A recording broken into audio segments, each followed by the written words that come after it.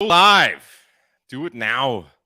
What is happening, everyone? Welcome to what the heck do I call this? Technician Tuesday, the Technician SSB Hour for all you ham radio technicians, or if you're just new to the hobby, maybe you went from technician to general to extra, or whatever the heck your license class is, but you haven't gotten on the air, or you just don't have a lot of experience. We're here for you.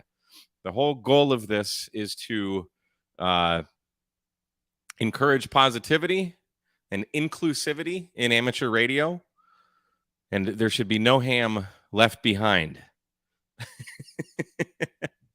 I think on the fly. So, whoops, should probably mute that. So I got a special guest with me. With this may or may not work, but some of you guys know him as Sean. I know him as the ham radio dude. We're gonna have audio issues. Wouldn't be a K8MRD stream if we didn't have audio issues.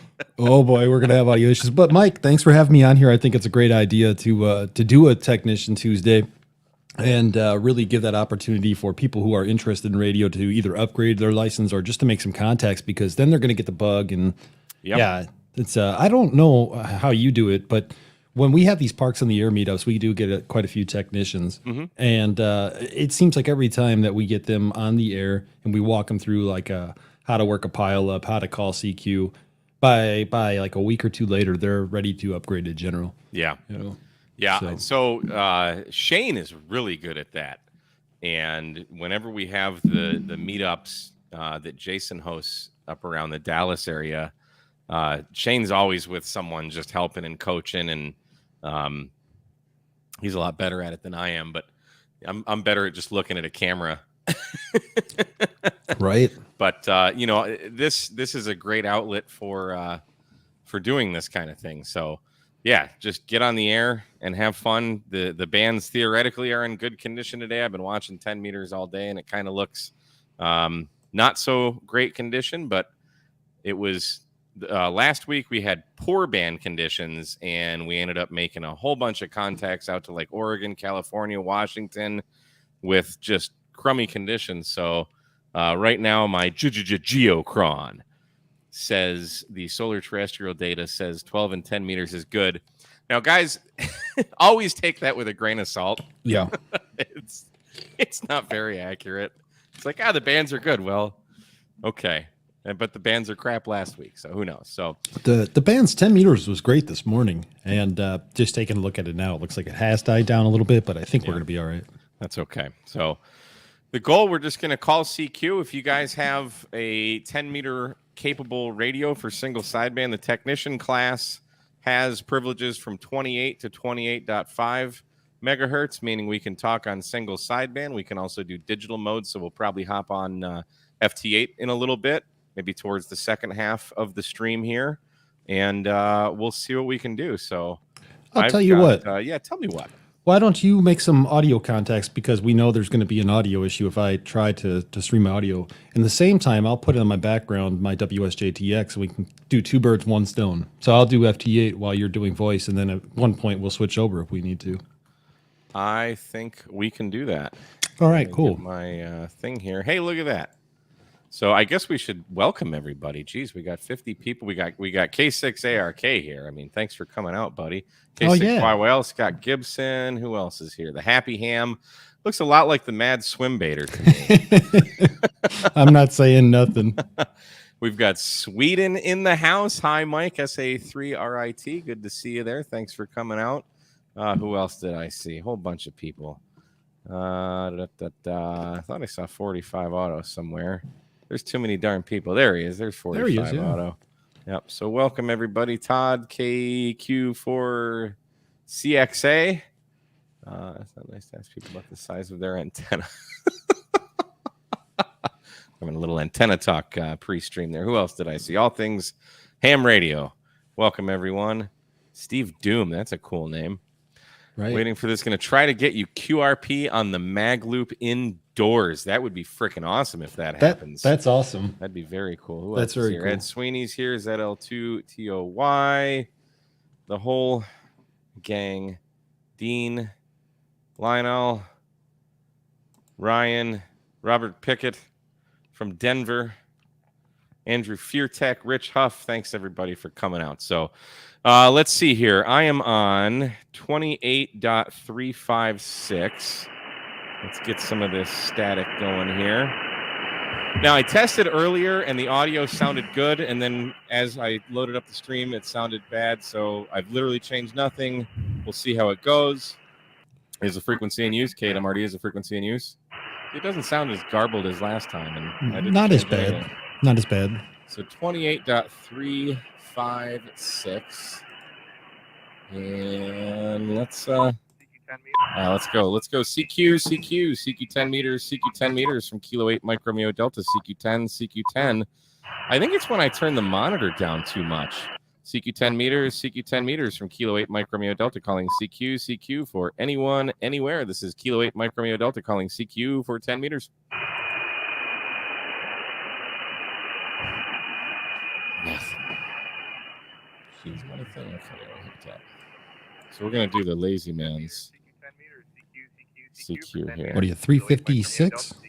28.356. All right. CQ 10 meters, CQ for 10 meters. Yeah, I don't even have you in my waterfall display. CQ 10 meters, CQ for 10 meters. I got a lot of West Coast last week. West Coast seems to be pretty busy during the day lately. CQ 10 meters, CQ for 10 meters from Kilo 8. Like I say before, if we get one contact, I'll be happy. Oh, there's someone in there. Who's the Kilo 7?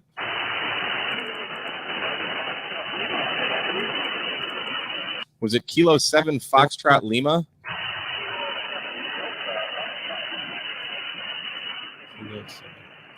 Delta Foxtrot Lima? Boy, he's down there. Was it Kilo 7 Delta Fox Lima?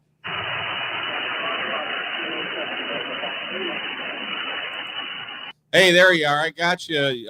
Let's give you a one by one. You are just barely audible.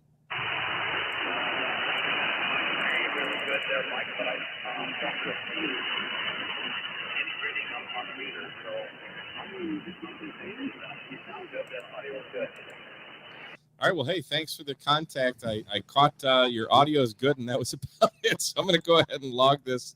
I'll put an arbitrary one by one for me as well for the signal report. And thanks for coming back to the call. I appreciate it. Thank you, Mike. Talk to you soon again. Roger, 73. Hey, he came up on that last one. QRZ, Kilo 8 Micro Romeo Delta, CQ 10. Well, we got one. There you go. CQ 10 meters, CQ 10 meters, CQ. Does not take much. On the Nelson antennas, 49-1, 80-meter end-fed half-wave antenna. Very See, nice. that doesn't sound distorted, the audio now, does it? It doesn't. What that microphone you're using? Mm-hmm. Is there an impedance mismatch or no? Is it a ham radio microphone or is it not? No, No, it's a Shure Beta 58 that's going into my mixer, and then the output of the mixer is going into what's probably happening is you have an impedance mismatch. So you have a certain impedance on the mixer versus a certain impedance that the radio is looking for, and that's what's maybe potentially creating that staticky kind of garbled effect. It would be a guess. I've used this mic for years. Oh, you have? Okay. Yeah. As I was. But I never ran it into a mixer for streaming. I always just ran it right into the radio. That could be it then. So, come on, kids! You should be coming out to work us. All right, I'm jumping onto FT8 finally here. Nothing. All right, here we go on FT8. Ontario. CQ 10 meters, CQ 10 meters, CQ for 10 meters from Kilo 8 Micro Romeo Delta. Well, hey, thanks for trying, Ham Jazz. CQ 10 meters, CQ for 10 meters from Kilo 8 Micro Nothing Romeo in Delta. Vermont. Nothing in DC. CQ 10 meters, CQ 10 meters, CQ. Ryan, you need to get off work, buddy. And just in case anybody's wondering, my call is W9FFF, so you should see me here on FT8 calling CQ right now. Go get him. Oh, yeah. This is some serious business right here. 10 meters, CQ for 10 meters from Kilo 8 Mike Romeo. Hang on, let me go do it. I actually can do that. I have another dipole that's radiating it's radiating north-south. The one I'm on is radiating east and west. And I keep meaning to bring that coax into the room here so I can AB the antennas. Maybe next week. Boy, it's rough today, boys. 10 meters, CQ 10 meters, CQ for 10 meters from Kilo 8 Mike Romeo. FT8 was pretty crazy when I was looking at it earlier. Right, totally. Let's look at it here for a second. Let's go down to, what is it, 074? Yeah, look at that. Yeah, 074. In fact, I'm calling right now.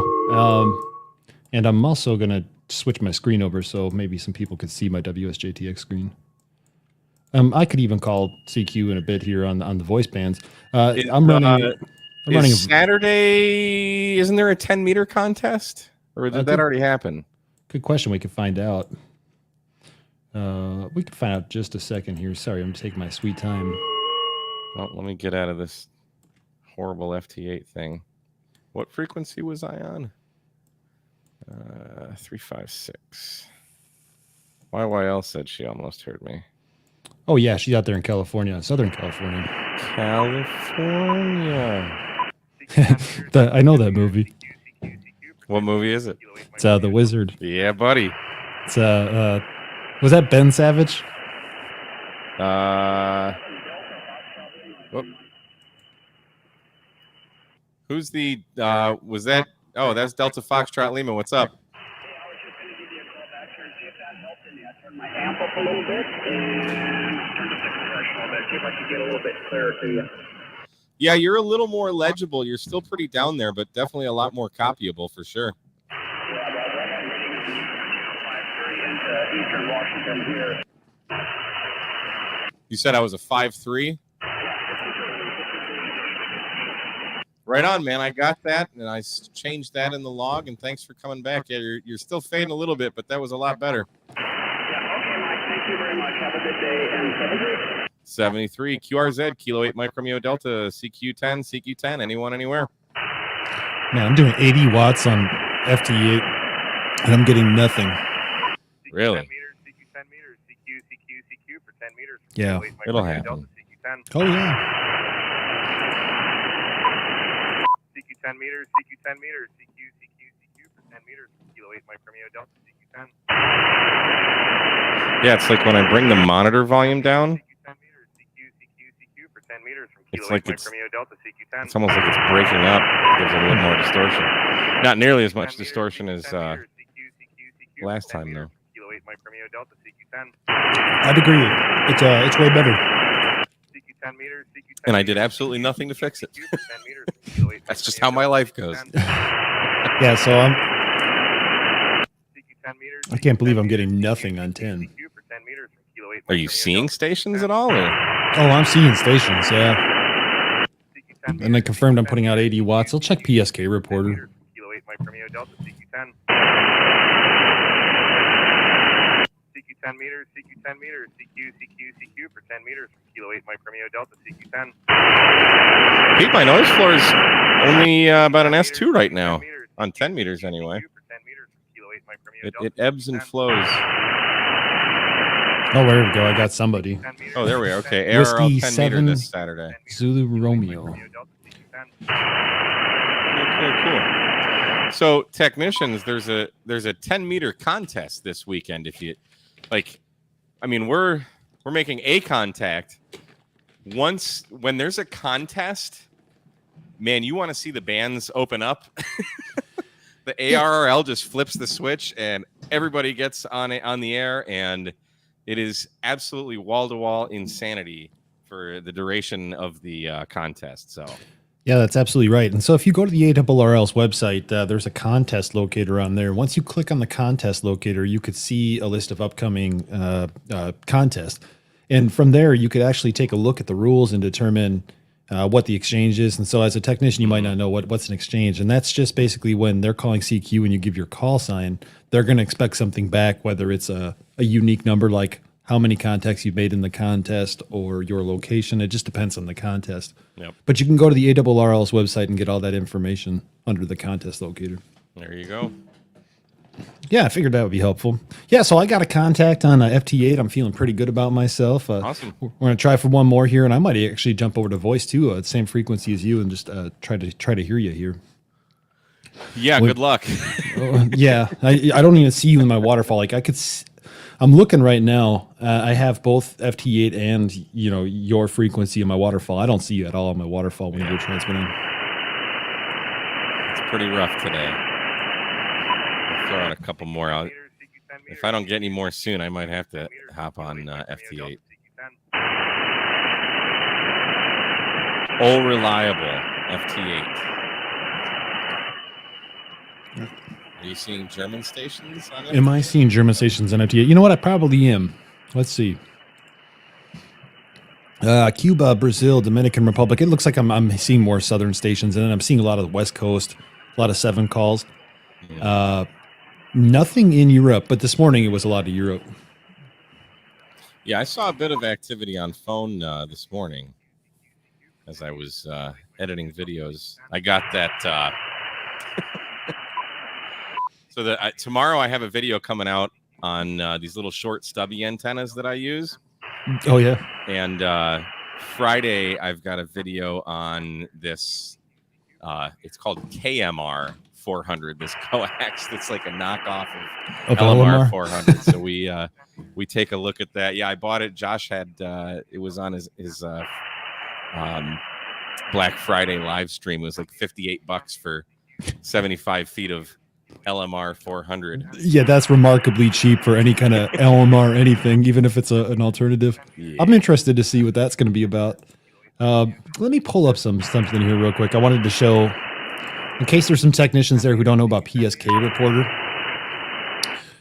So I want to share a screen here real quick. Yeah, go ahead. Okay, give me just a second. Yeah, I got to be smarter than the internet. All right. Window, PSK. There we go. Share.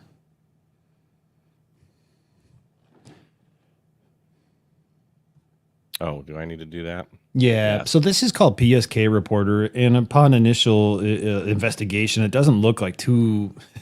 Well, what is this? It's a bunch of text.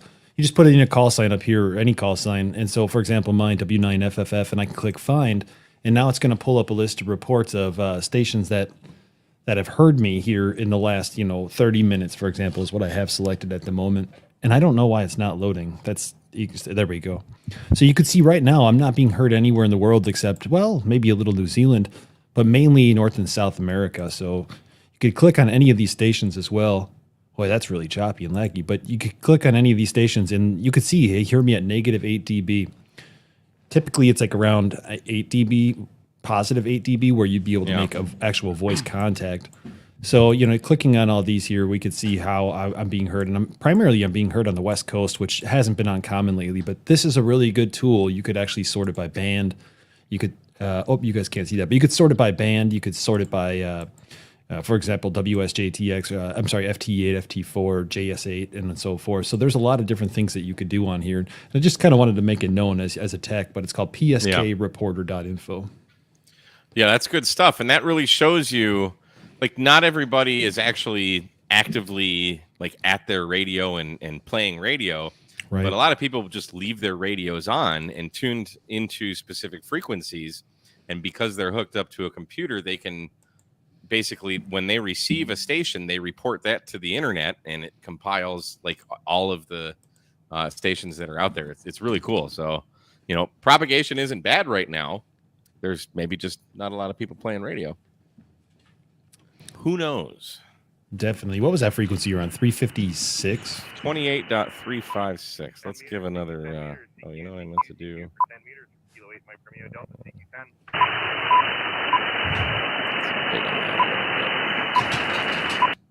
meters, CQ10 meters, CQ for 10 meters, kilo 8 Mike Romeo Delta, CQ10.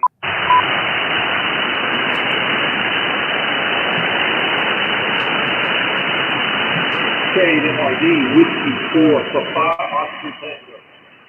Whiskey 4, Papa, Oscar Tango? Whiskey 4, Papa, Oscar Tango, was it?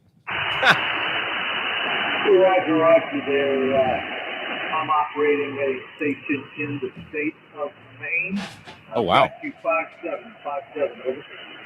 Wow, Roger, you said you're in the state of Maine. That's, I think, my farthest 10-meter contact to Texas right now. I'm going to give you a 4x4 down here.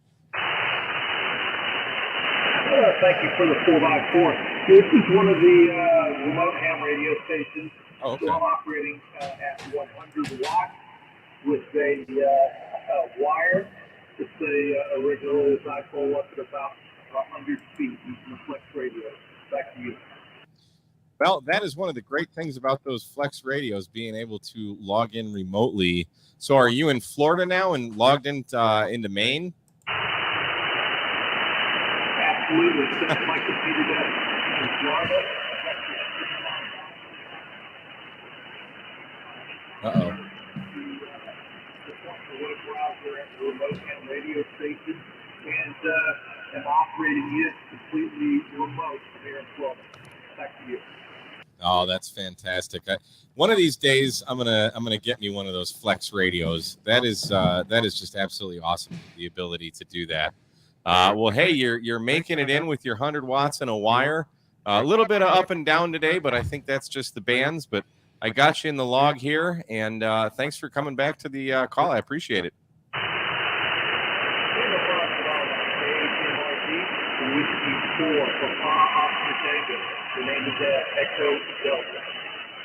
Roger, Ed. Thanks so much for getting in the log. Whiskey 4, Papa, Oscar Tango from Kilo 8, Mike Romeo Delta 73. All right, let's see Look here. at that.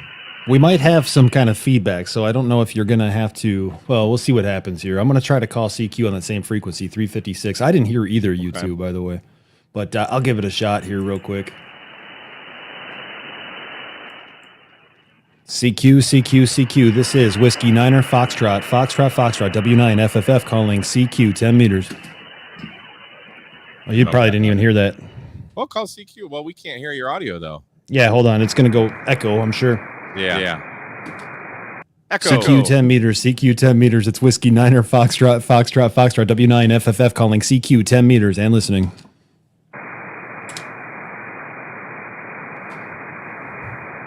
No such luck there. Hold on.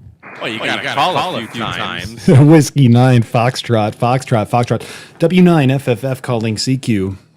CQ. This is Whiskey Niner Foxtrot, W9 FFF calling CQ. Detroit. Whiskey 9 Foxtrot. I barely heard you. You're about a 2222. This is Kilo 6 Yankee Lima. Oh, sure. Here's you. All right, Kilo 6 Yankee Lima. Good to make the contact here. About a 5x3 53 here into northern Illinois. Yeah, you're real light speed, but at least I got to make a contact to you and thank you. We'll hold it. 73. That's Kilo 6 Yankee Lima. 73. Thanks for the contact. It's Whiskey Niner Foxtrot, W9 FFF QRZ. I think the happy ham just turned into the sad ham. Oh. Hey, he got a mystery package in the mail. Did he? Yeah, he did. All right, I just muted that there. You want to give it a shot? Give a call? Yeah. I sent him a mystery package. It was pretty interesting stuff. Nice. Well, he was kind enough to donate. Who's the Kilo Echo November? Victor Alpha 5 Kilo Echo November. Victor Alpha 5 Kilo Echo November.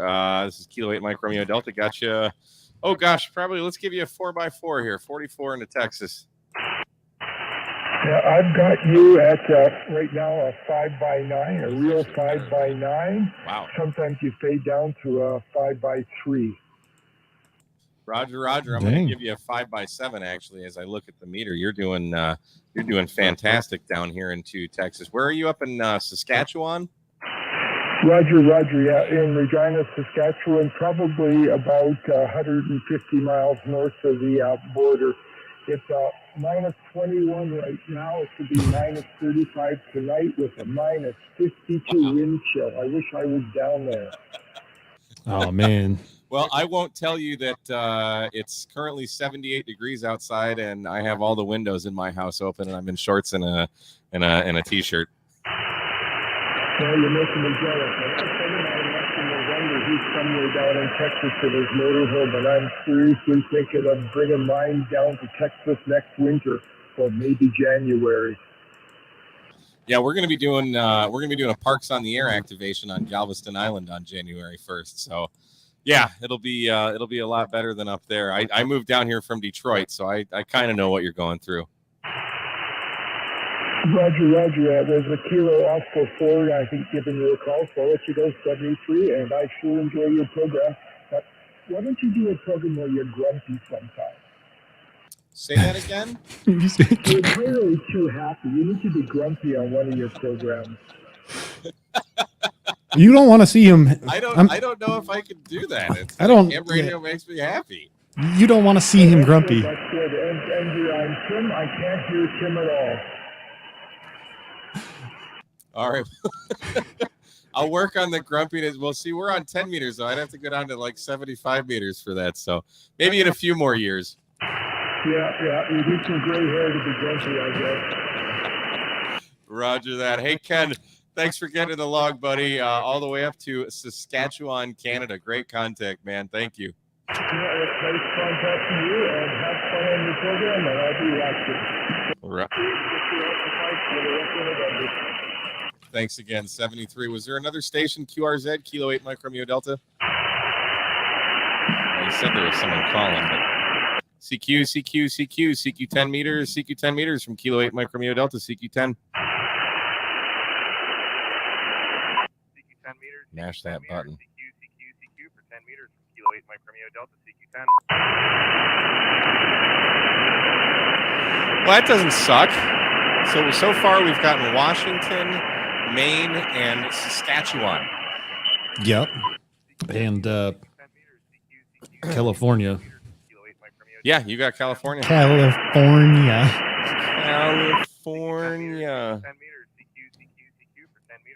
Man, that movie was the ish when it came out. Come on, we got to get one more. We might have to. It's nearing the half hour. We might have to go down to FT hate. It's crazy because my waterfall is like dead. Is it really? Yeah, let me show you. Let me actually look at my screen because I'm not looking at that. Boom. Yeah, it's 80 in College Station. Oh, I need to do this.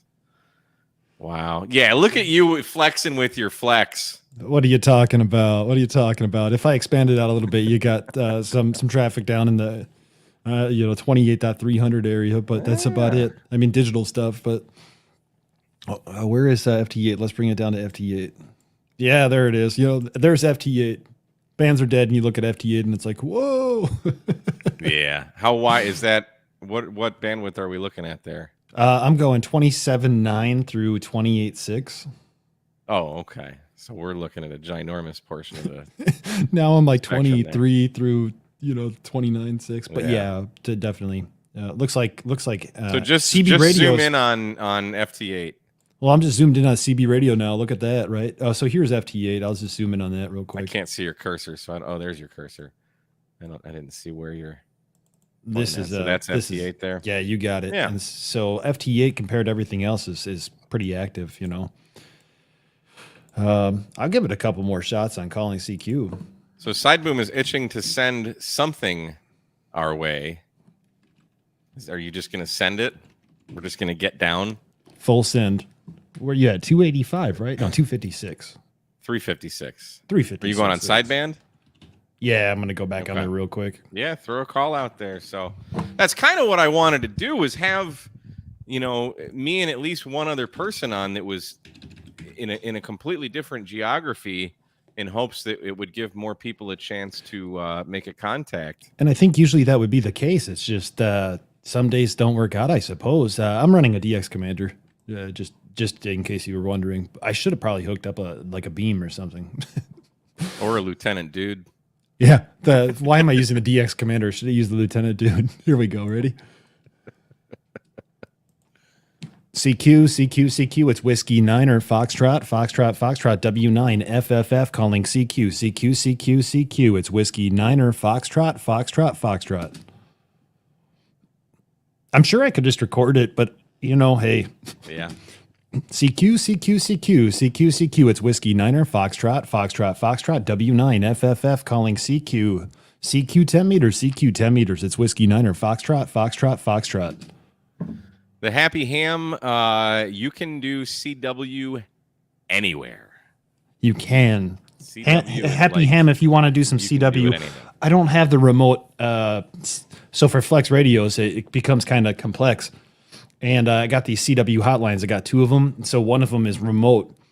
And when I key this one up and I do CW on it, it will activate the other one, which will then go through the Flex radio, right? Thanks, Kyle. Kyle gave me that hot tip. And but I don't have it hooked up over there. CQ 10 meters. It's Whiskey Niner Foxtrot W9 FFF calling. Whoa. Standing wave ratio was really high right there for a second. Did you see that? Uh-oh. No, I didn't. Uh-oh. Don, it did not work. I had to return it and get a different. I had to get a DVI to HDMI and then an HDMI capture card. So yeah. Sure. But hey, I got it working. That's all I care about. CQ 10 meters. It's Whiskey Niner Foxtrot W9 FFF calling CQ 10 meters.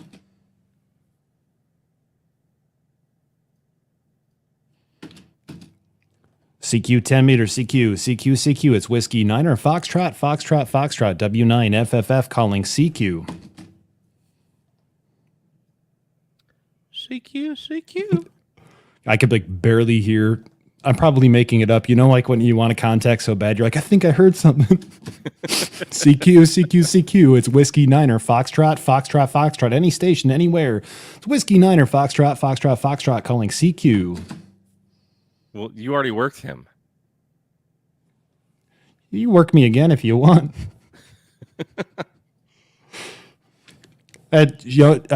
She's got a really good station on FM. She works a lot of FM, and I hear her here a lot. But it wasn't until this afternoon that I actually went and fixed my 10-meter antenna. That's why we saw high standing wave ratio. It was going off the old memory of the antenna tuner. But I actually went out there and I fixed to the farm, and I fixed my 10-meter portion of the DX Commander. So I could never actually make contact with her, but now I could. CQ. It's Whiskey Niner Foxtrot W9 FFF calling CQ. It's Whiskey Niner Foxtrot.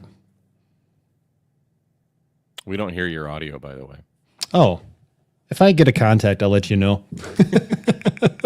I'll put it on if I get a contact, but honestly, I think that band's kind of dead at that point. I think the go-to might be FT8. And I'm really surprised that we weren't able to, between both of us in different geographical locations, make that contact.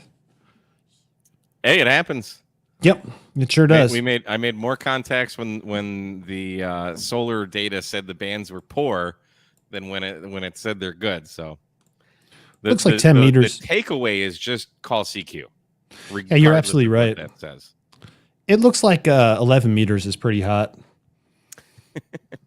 I don't have a license to get on 11 meters. Right. Let's see if right. I'm going to go back to FT8, but actually I do hear a station here in the voice portion, so I'm going to see if I can make a contact with them while getting ready for FT8, I suppose. Have at it. I lost them. So many people splattering on FT8. It is ridiculous. I got something coming out about that too.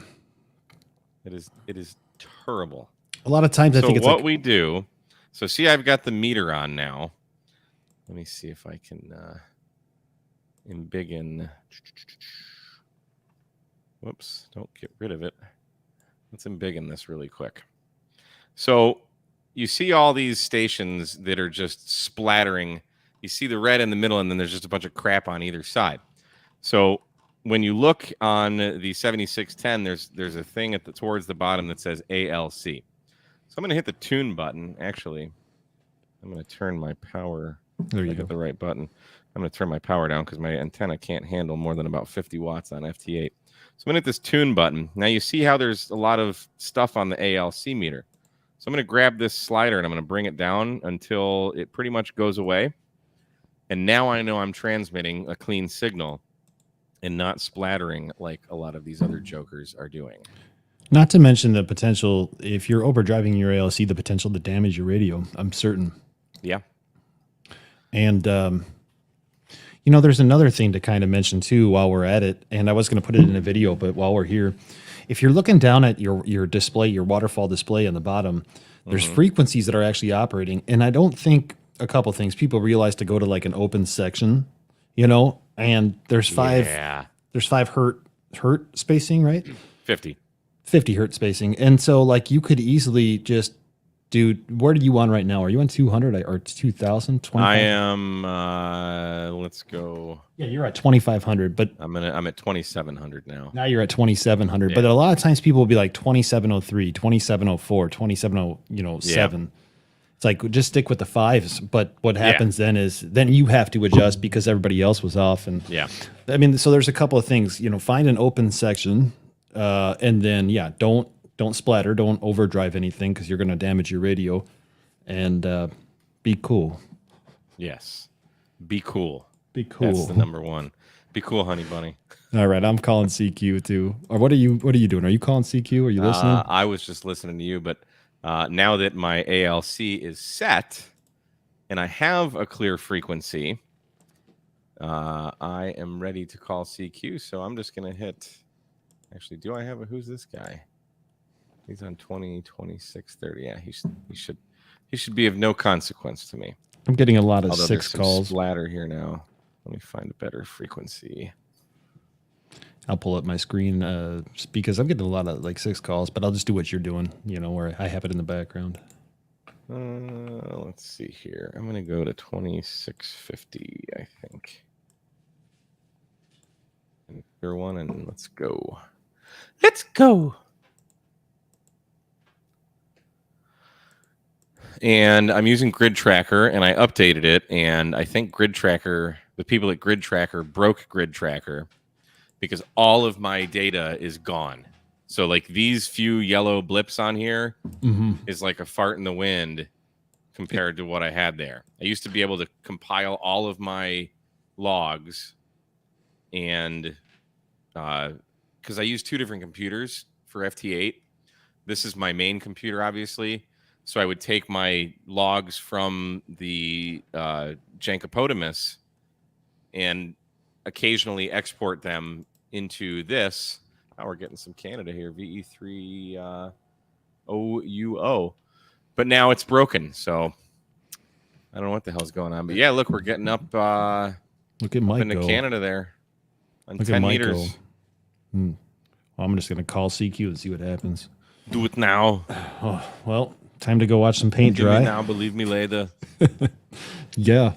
I don't know about the Grid Tracker. Maybe it's like it's not looking in the right spot for the logs anymore. Tim, you don't want to know what I've been down. That's what I'm talking about right there, Tim. I agree with you. I think it's Doesn't user error. work. It's not user error The because I've done it several times. the problem is in between the headphones. Yeah. Usually I don't wear headphones. Yeah, I exported the log from the $60 computer, and I exported all the FT8 contacts since I moved to Texas. Yeah. Put them into another log, exported that ADIF, imported it into Grid Tracker, and it only sees a portion of them. So Let me go load up this SDR here real quick. Cool. yeah, I like fortunately, Grid Tracker is not my main log. It's annoying. Like I don't really care, but I do. You know what I mean? Hey, we got him. There we go. VE3AO. Look at you go. You got a pile up over there. Maybe the DX Commander isn't for me. I mean, I'm kind of a big deal. Who do I even go back to next? Whiskey 6, November Echo Victor. I guess so, man. Look at that. I need to add another. Maybe I'm in timeout or something here. Maybe. All right, I'm just going to try to call some of these stations. This guy's +7.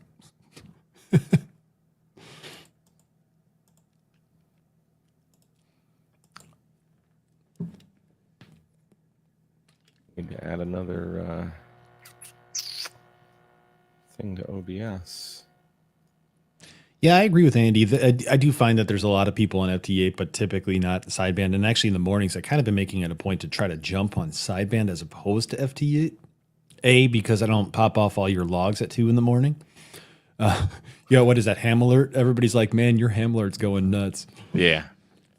So I try to get on sideband, and especially if the conditions are strong enough, why not jump on sideband? But at least to see what I could hear.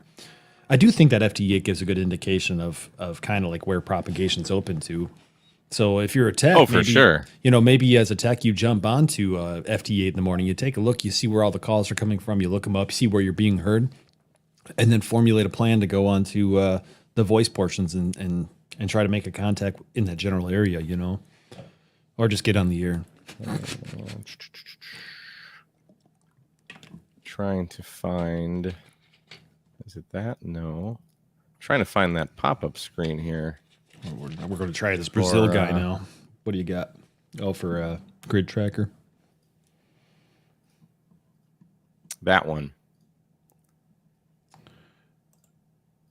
Hey, you made a confirmation thing. Oh, there you go. Where Yeah. do I want this guy? Look at me on the fly producing.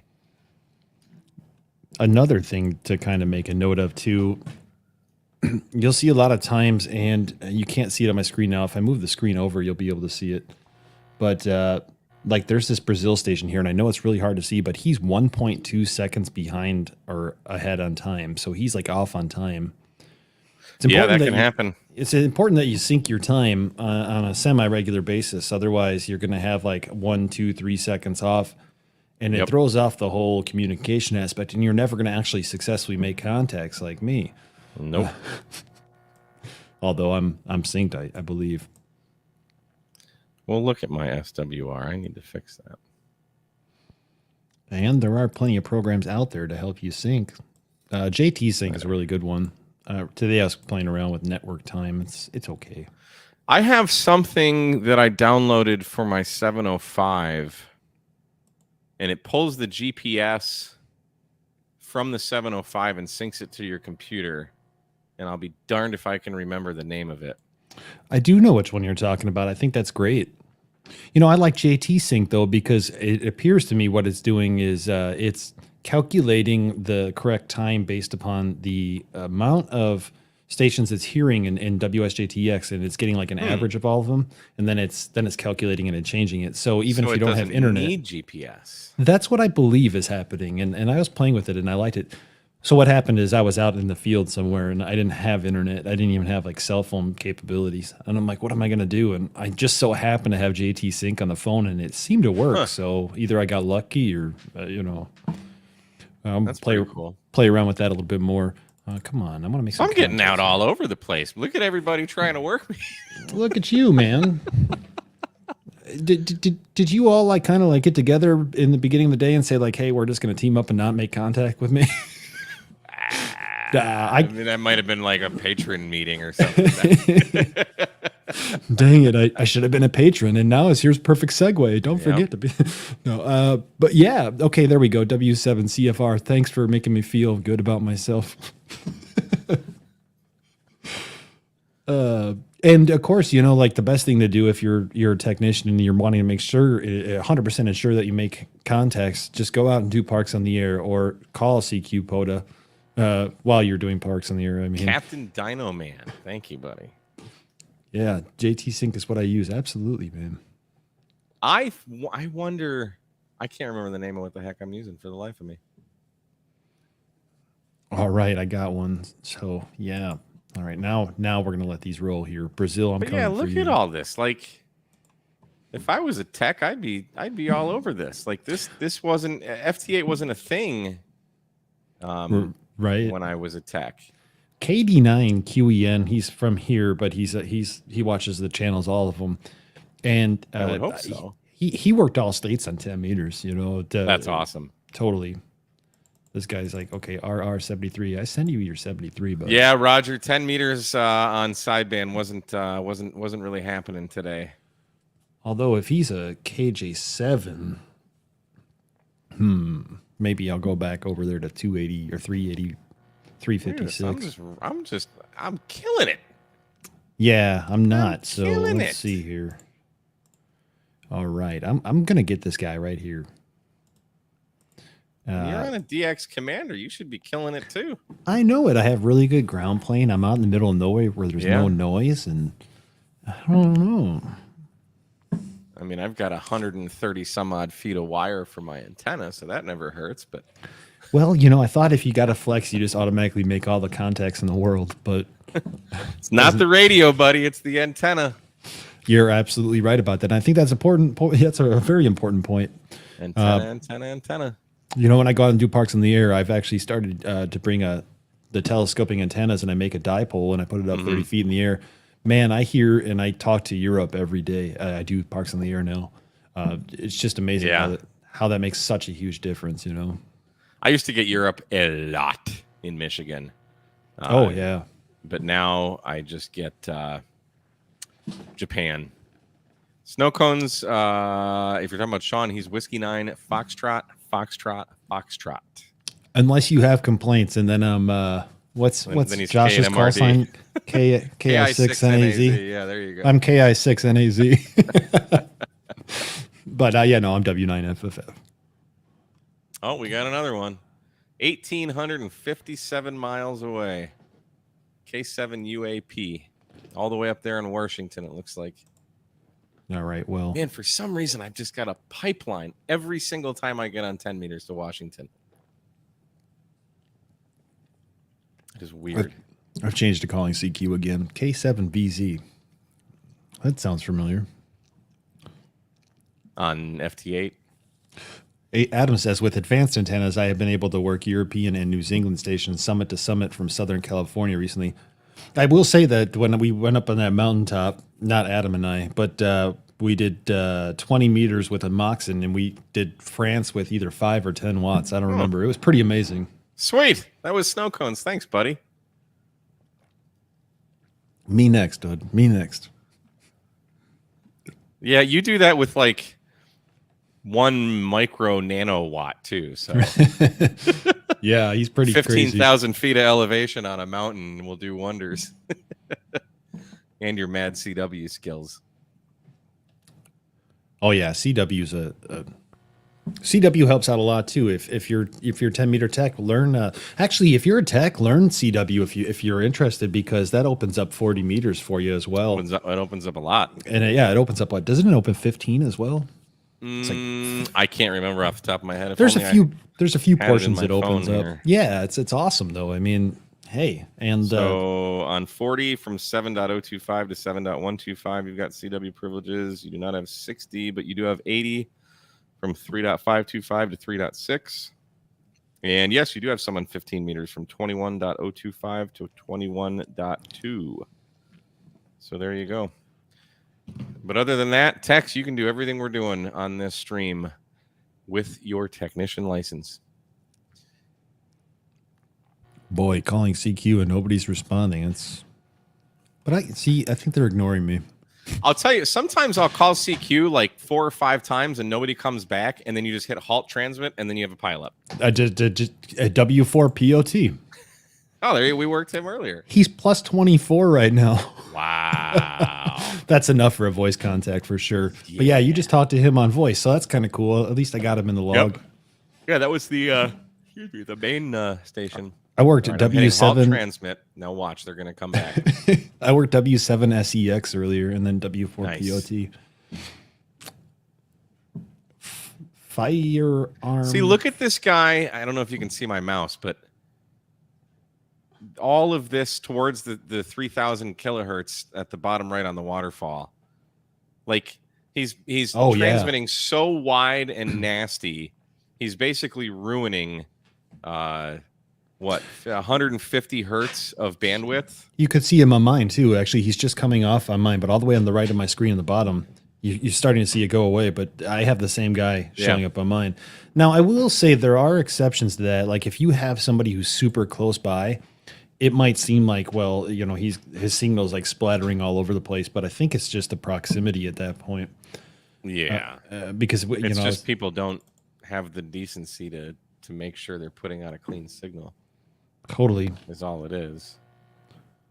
I mean, All they right. might not know, but I feel like most people who make like how-to videos on FT8 always include that whole ALC thing. I know I did. Pretty sure Josh harps on it every time. I think I might have hit on it a little bit, but I do say that I'm gonna have a video soon that really like kind of hits on it now. There's like the top 4 things you're missing on FT8 is what I think I'm gonna do. Because there's grid tracker. That's number 1. There's very basic things like that people do miss. Yeah, grid trackers are very useful for especially like working all states and stuff like that too. Dude, FT8 got so boring for me. Like when it first came out a few years ago, I was all about it, and then I was like, yeah, this is kind of lame. But then just recently, I downloaded it, and I was like, holy crap! Because my buddy Ryan had it on his computer, and I was like, whoa, that's sweet.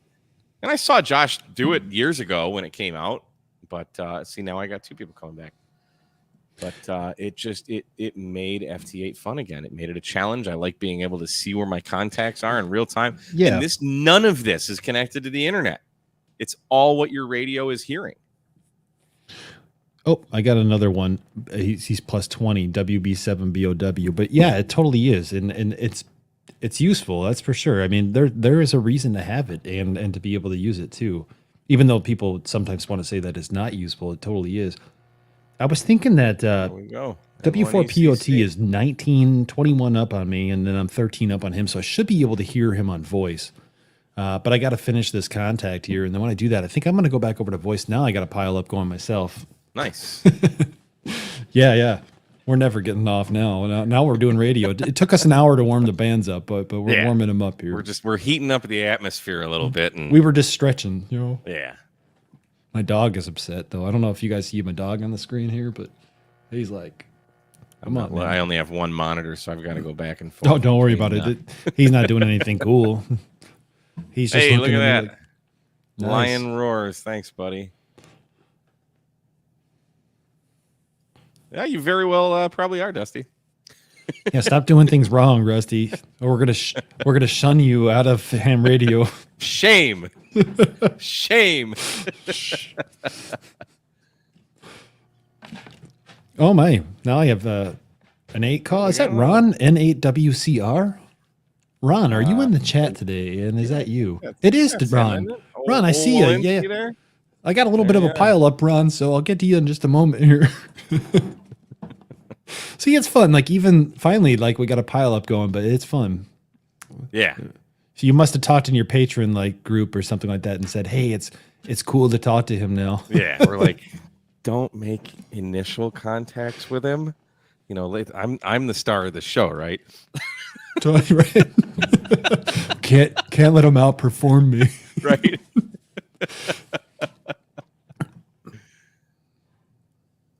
All right, I'm gonna enable transmit again. What time is it? Yeah, we still got a few more minutes. Yeah. I was gonna say I'm half tempted to keep going. If you don't want to, I'll probably. Fine. I don't care. Yeah, it's cool. Let's It's go cool. for a little while longer. Sure. Now we're making some contacts. We can't end it when it's getting good. I know. I think Ron N8WCR is a tech, and so this is really cool that I'm making contact with him, and it's my first contact with him too. So I'm really happy to finally get that contact. All right, so I just learned something. If I'm in a different window, you guys don't see me live. Like my stuff's not moving. Interesting. Oh yeah, I think that's a StreamYard thing. I don't know. Good. I'm trying to Ron. get away from StreamYard, but I can't. So like when I go solo, what the hell's going on? Oh, I'm transmitting. So like last week when I did the build for that radio, I was just using OBS into YouTube. Yeah. And it's so much better now. I really only use StreamYard so I could do the pop-out chat and like highlight people's chats, but now I can do that with OBS. I downloaded and figured out how to do all that. Oh, but cool. I can't bring guests in because I'm on a Mac, and Apple has to make everything difficult. So piping in audio is an absolute freaking nightmare. So that's not going to happen for me. And here is a POTA station that I'm going to click on because 10 meter FT8 POTA is a thing, and you technicians can do it. And I'm trying to work him right now. He's minus 24 to me, so it's probably not going to happen. But is that ODE? Is that what it says? W7ODE. I don't know what you're looking at. What's the I'm call sign? KC1RKX. There we Oh, are. wow. We're working them. Okay, yeah. We're working them. I'm looking at your other screen that didn't refresh. So I'm like, yeah, did you make contact with the W7DOE? Okay, that's cool. Is my screen not live? The grid tracker one where your log is still popped up, to log your last contact or whatever. Interesting. I wonder why that is. Yeah, I don't know. Because it ain't up on my screen here. Here's what I'm gonna do. I'm gonna jump my. Maybe because I never hit OK. Oh, it's still there. I'm gonna try voice again. I think I'll pipe my audio in if I have any luck in life. I'll just do that. So there we go. We got him. Or was there another? Nice. Yeah, we just got a poder contact. I just did the same thing where See, that's there. I stopped transmitting and I let it go like a whole cycle, and then these stations started popping up again. It's so interesting how that works out. It's weird. Thanks. So I literally do not have that pop up on my screen at all. Yet here it is. Hey, we got Hawaii in here. You need to be doing some FT8 here on 10 meters and get us. I need Hawaii for worked all states, parks on the air. I just need Alaska. That's all I need. I need for hunting. I need Alaska. Oh, we got another one here. Let's go. So I guess I need to. That is really annoying. That's there. Oh well. That pop up. How many people you got watching? I don't know. Well, welcome. 106, I see. All right, welcome to the 106 people here. If you're just tuning in now, we're gonna have some fun. We're just warming up here. That's all. Yeah, we weren't trying to have any fun up until now. All right, so I'm gonna go back to 356. Actually, looks like the frequency's open. Do it now. Yeah, I'm just gonna start calling it, but I won't bring my audio in unless I actually make contact with somebody. Yep. Right? We're not listening to FT8, so who cares? N7 RBP's trying to work me, but I don't know. I don't know if this is going to happen. I don't see him anymore. Oh, there he is. Yeah, there was a Charlie X-ray station.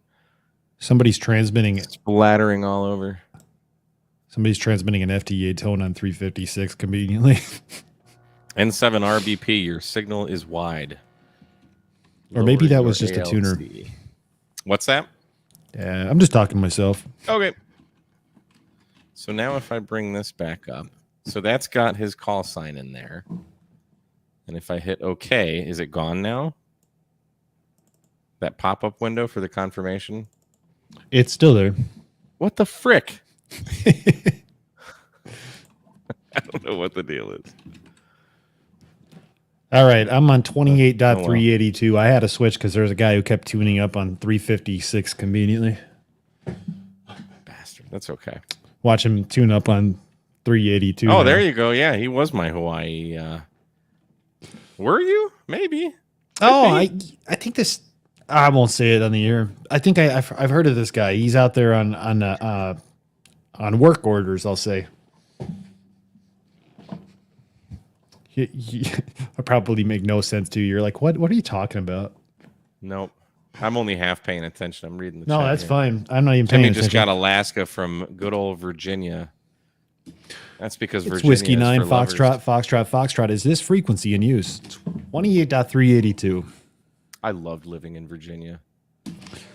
Nothing heard. This is there's Whiskey Ron. 9, Here we are. Foxtrot, W9 FFF on 28.382. Whiskey 9er, Foxtrot calling CQ. It's Whiskey 9er, Foxtrot. We're working Ron. Oh, you got Ron? Man, Yep. he's going to get an... I forgot to tell you, that's what I was going to start the show off with after you brought me on. I have little rewards or awards, and I could print them up, and I could you worked both Mike and dude. I don't think I'd want one of those. Oh, man, really? I don't care about this stuff like that. CQ. It's Whiskey Niner Foxtrot W9 FFF calling CQ. Dude, I can't even keep a straight face. I try, like I put on my QRZ profile, like I logbook of the world in QRZ only, and I still get USSR cards. Again.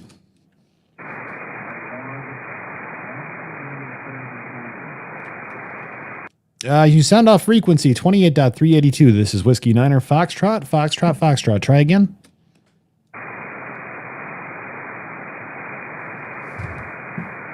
Sorry for the false alarm there, guys. Nothing heard. Whiskey Niner Foxtrot W9 FFF calling CQ. It's Whiskey Niner Foxtrot. YYL's always hearing you. What the heck, man? Yeah, it should be better too because I think when I made contact with her, I think my standing wave ratio was all high because the tuner had a memory from before. CQ. It's Whiskey Niner Foxtrot W9 FFF calling CQ. I think she likes you more than me.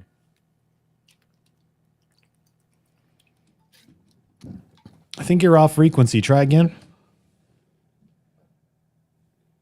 I don't hear him. You got to put him. I was just going to bring him on. Again. This is Whiskey Niner Foxtrot.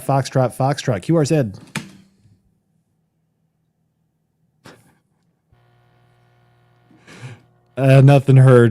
This is Whiskey Niner Foxtrot W9 FFF calling CQ. It's Whiskey Niner Foxtrot. I had somebody in there at one point. I won't cry. Like, I want this confirmation to be up so people can see it, but it's really driving me nuts that it's not going away. Oh well. Hey, it's okay. If what it is FT8, then it's what it is.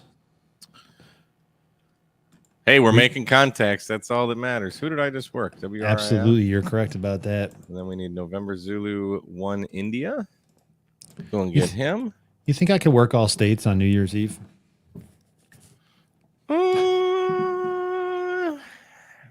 There's a challenge there because it's possible.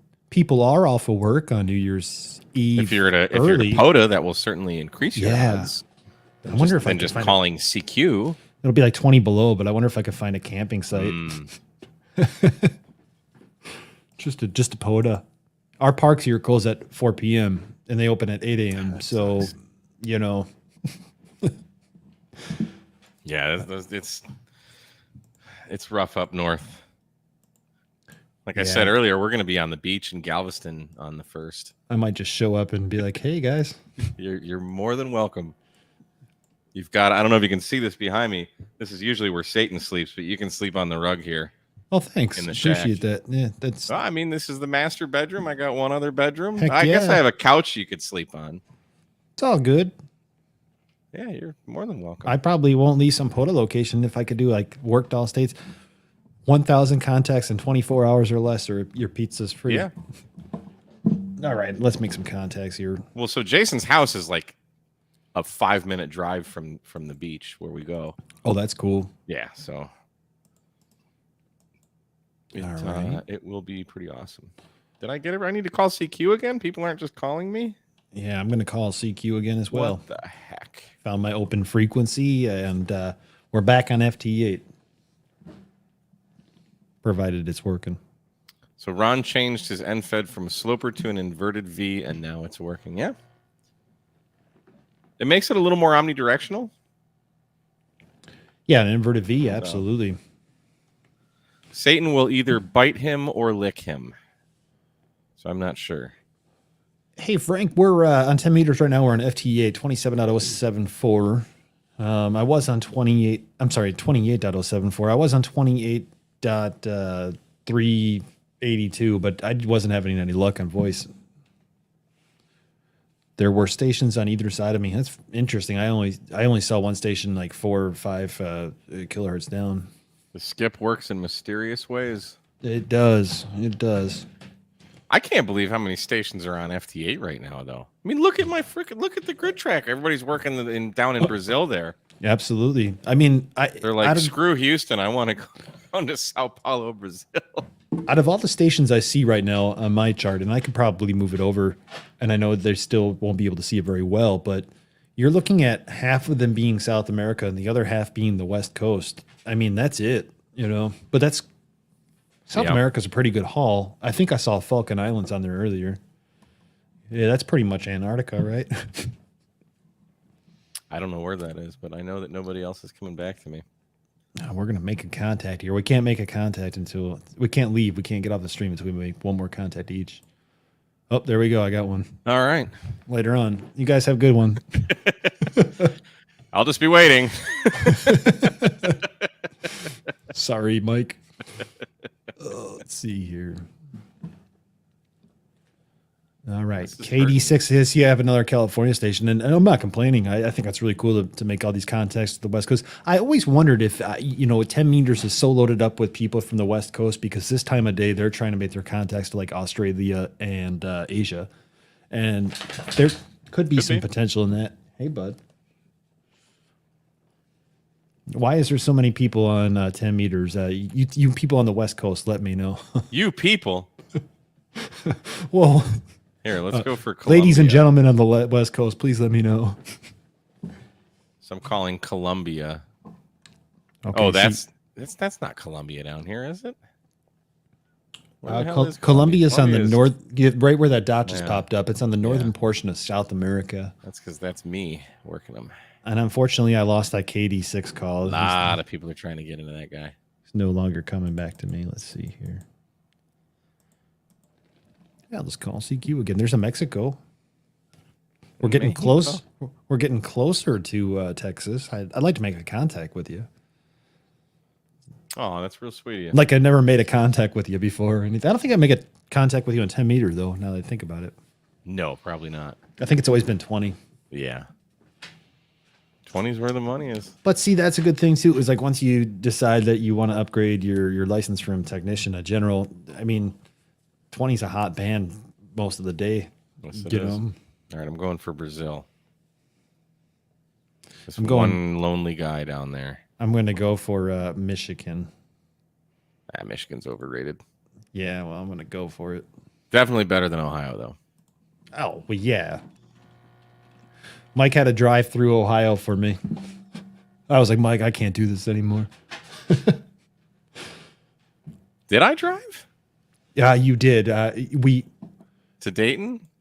Well, I drove through most of Indiana. We stopped at a truck stop at like 2 a.m. and then you drove. And as we were driving, we saw the motorcycle gang following the mobile meth lab. Oh, I'm sorry, motorcycle club. Man, that was a long night. It was, but we didn't leave until what, 9 at night or something like that. Yeah, because I was in a wedding. Yeah, nearly Iowa. Yeah. And by the time I got to Chicago with traffic and everything. Yeah, Ohio, Indiana. I'm gonna put Michigan on that list. Was it Indiana that had the sign? It was like 500 and some odd miles to the next Buc-ee's. Yeah, it was. In fact, that was on 65 South in Indiana before you hit whatever town, Lafayette. Yeah, that was funny. I've never been. We should do hang on a second. Buc-ee's on here. Go Buckeyes. Buckeyes just lost to Michigan and their frickin' president resigned. So you Buckeyes can go suck it. That's what I think of Ohio. So as a Michigander, yeah. Here's a good example of what we were talking about earlier. On the bottom of my screen where my transmission is, I was transmitting on this frequency commonly. And again, propagation, maybe this guy doesn't hear me, but all of a sudden you could see that, somebody is transmitting on the same section I was, which kind of sucks. Well, I mean, if they're in the different time slots, so like if you're transmitting on the even, they're transmitting on the odds. Yeah. In this situation, really stepping on you unless someone is zero beating the guy.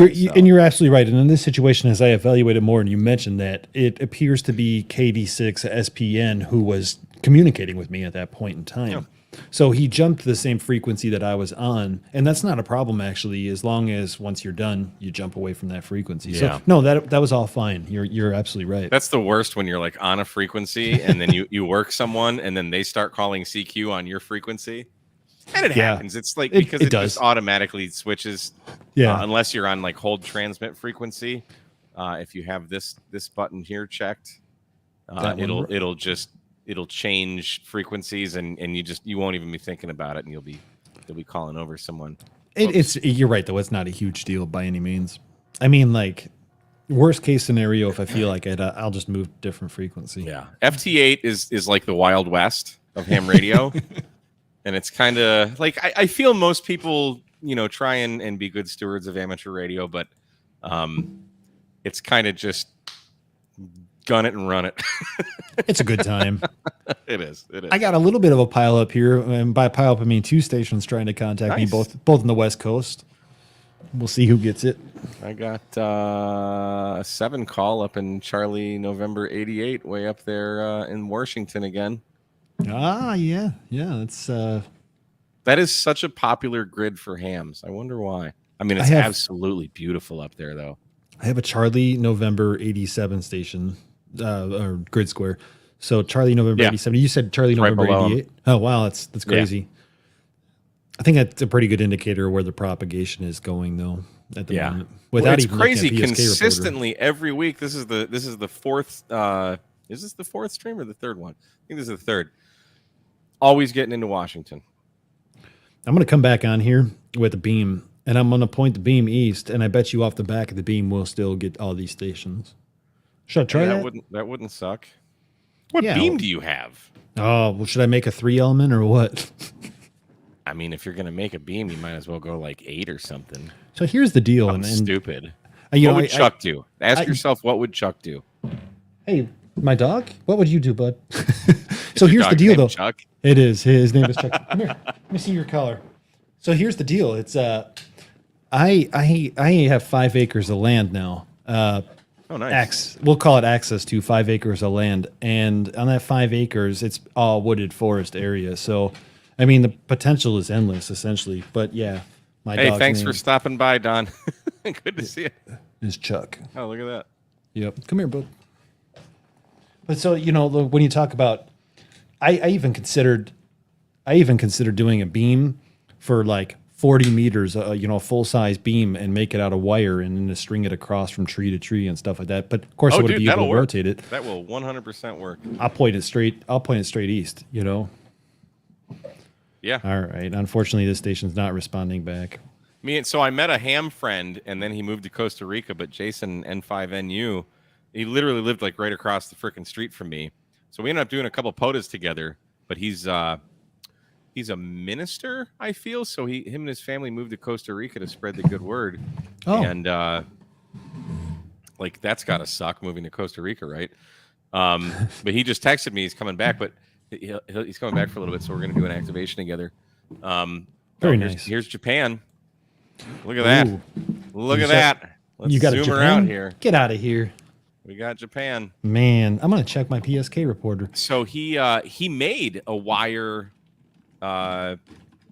beam. I mean, it was just a 2-element. You had a driven and a director. Sure. But we pointed it west, and sure enough, we got west. I believe it. Yeah. I mean, so I build a 10-meter Moxon. But I feel like eventually getting to this point where I'm in a point in the central portion of the United States where, like, if I had a beam, I could put the beam one direction, and I would pretty much have a good spread on the most of the East Coast, Mm-hmm. Oh, yeah. But more importantly, most of Europe. I just don't know if I want to point it east or west, and I think west would be a good one for. I don't get much. Rotators are for. Well, if it's a wire one hooked tree to tree, I won't be able to. Rotate it. So make 2 and make them go. Switch there we are. There you go. Japan. You got it. What? On 10 meters. Frickin' Japan. That just happened. I'm gonna have to return my DX commander. That just happened. Thank you, Shane Nelson from Nelson Antennas. That's awesome. This antenna's awesome. Well, maybe I'll have to get myself I a did a 136 foot. Oh, see, end he fed. doesn't have my 73 yet. Let's send him another 73. Yeah, when I first put this up, I did a short video. It was like midnight or something. And I heard a VK station come in. And I was just sober enough to have the wherewithal to set up my camera and film it. And I recorded working Australia on phone right after. Australia on phone. I think I never worked Australia on phone when I lived in Michigan. I got them on FT8 once, and I've worked New Zealand a few times on phone, but never got Australia. And then I moved here, and I'm a little more in the skip zone, I think, to Australia and Texas than I was in Michigan. I think so. And if you're looking for Australia and you're up in this area, the hot time is about 6 to 7 in the morning. So I need to get on. Hayden's been on 6 meters. Oh, Probably around now. Actually, I should go up to 6 meters. Hang on, let's do that. And a couple of notes are Tim said, "Hey, don't say that. I just bought a DX commander. I actually love the DX commander. I'm just playing around." And then WMC7C. Yeah, we just couldn't make the contact. I think the conditions probably shifted enough where, one of us aren't hearing one of us at this point. But hey, it's all good. Thanks for trying. Well, we've got a pile up. I am not resonant on. Am I? I am not resonant on 6 meters. 6 meter beam. Yeah, look at that SWR. I can't see it. Where's it at? It was not happy. Oh, no. Look at that. Well, it went up and then down. Why are you at 100 watts? You're using an NFED, and I don't think that those NFEDs are actually made for 6 meters by any means. I don't think they're we're good. feasibly We're good. capable. Really? Cool. Yep. Nice. With the tuner. Well, let me turn the tuner off and see where it's at. Even with the tuner, I figured Under you'd have 2 to some 1. problems. Under 2 to 1 without the tuner. Put the tuner on. Whoops. Be right back. 22 And seconds. I have no SWRs, but there's also no one on 6 meters. So that could be a problem. Where are you, Australians? I'm looking for Australia on 6 meters. Is 17 strong? 6 is dead. I don't think it's going to happen. Yeah, Wyoming is a rarity for sure. Absolutely. All right, let's see here. Let's go back. 108 people still watching. Thank you, everybody, for tuning in and watching us play radio. Hopefully this is inspiring. Again, the goal, if you're showing up late, is to stick to the technician bands and show what we can do here with on 10 meters, which technicians have privileges on digital and single sideband, and it doesn't take much to get out at all. So Yeah, 10 is actually really great in the summertime. And Mike, I was listening to you. I'd be kind of curious to know how it works out for you, though, once you actually start transmitting vocally. But 6 meters. 6? Oh, yeah. I'm back to 10. 6 was, Okay. There was nothing on 6. 6 meters is like, for us, it's a summer band, right? So, I mean, you will see openings all the time, but like the real cool stuff happens over the summertime. And this summer was a perfect example of it. This summer was great as far as these 6 meter openings would just like randomly come. And when they did, it was like FT8 sideband was open, and take advantage of that for sure. I didn't get too much 6 meter in this year, but like I said, Hayden's been posting on the Discord all these contacts he's making to like, I mean, just south of me in Mexico. Right. I'm like, come on, man. And I just can't hear him. I turned on 6, I think, last night, and I couldn't hear him. Get yourself a 13 element 6 meter beam. I don't know. I'm making stuff up here. I have a 13 element 2 meter beam horizontally polarized and pointed directly to Michigan. Actually, directly to N8YO's house. All right, here we go. I got one. There you go. To CN87. Imagine that. There, it's hot up there, right?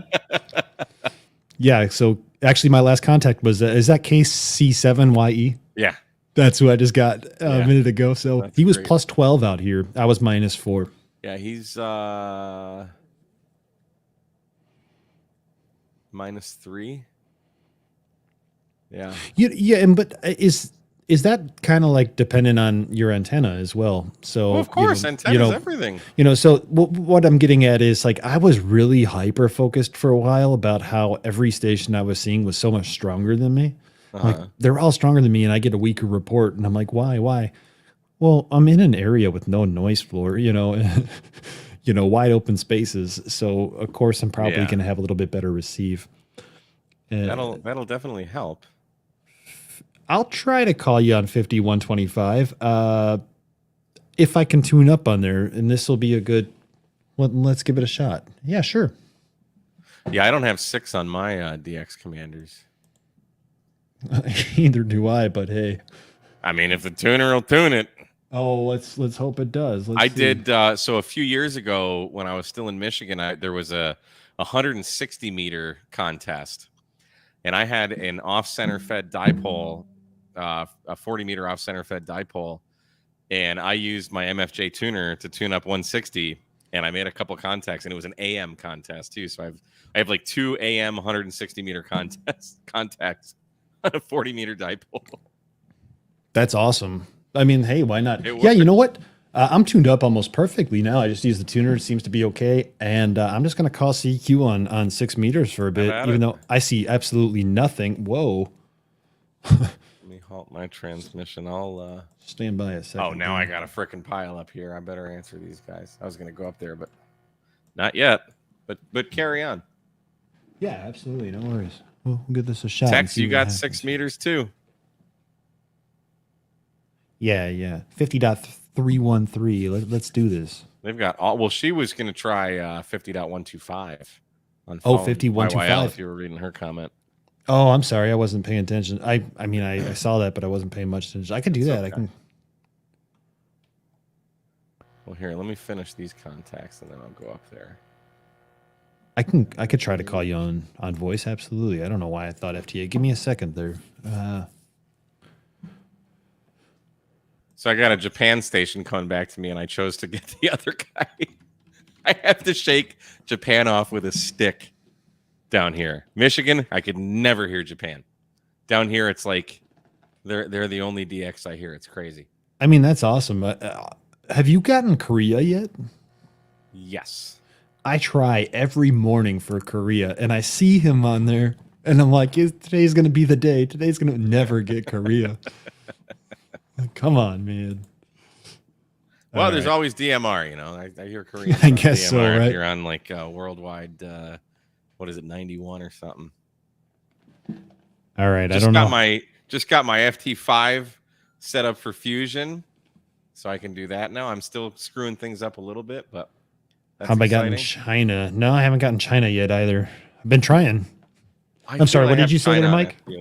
I was saying I just got my FT5 set up for System Fusion. I've got 3 hotspots here. So oh, nice. You like the FT5?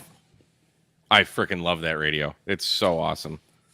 I think it's probably the best HT on the market right now. You all should check out. So I have the FT3, and I sprayed that thing with a hose. I've beat it up, and that thing is solid performer. Unfortunately, my FT70 died over the summer. Sad. But I do think that the FT3 was a pretty good radio overall. There was a couple of quirks about it, whatever. I'll be interested to see your review on the FT5. And a little shameless plug. I'll have a video out Thursday starring Mike, KWRD. Oh, yeah. I forgot about that. Only filmed it 2 days ago. Hey, yeah. I haven't filmed my portion yet, so. Man, I'm all worried about getting it to you on time, and you haven't even done anything. Yeah. No, I was waiting on a couple of people, but yeah, we'll have that out Thursday, and I'm looking forward to hearing everybody's kind of like opinion on what I'll be discussing. But I want to see more on that radio. Hopefully, you'll do a video or two. Well, I still have a lot of learning. My problem now is, where are we going? 50.125. I'm going to call CQ real quick. I don't know if I can tune up here. I'm going to try. We'll see what happens here. CQ. It's not going to work if I don't have the DAX off. Oh. CQ. This is Whiskey Niner, Foxtrot, W9, FFF. I tuned it. All right. Oh, I hear you down there. No, that was me turning up the volume. Whiskey Niner, Foxtrot, Foxtrot, Foxtrot. Again.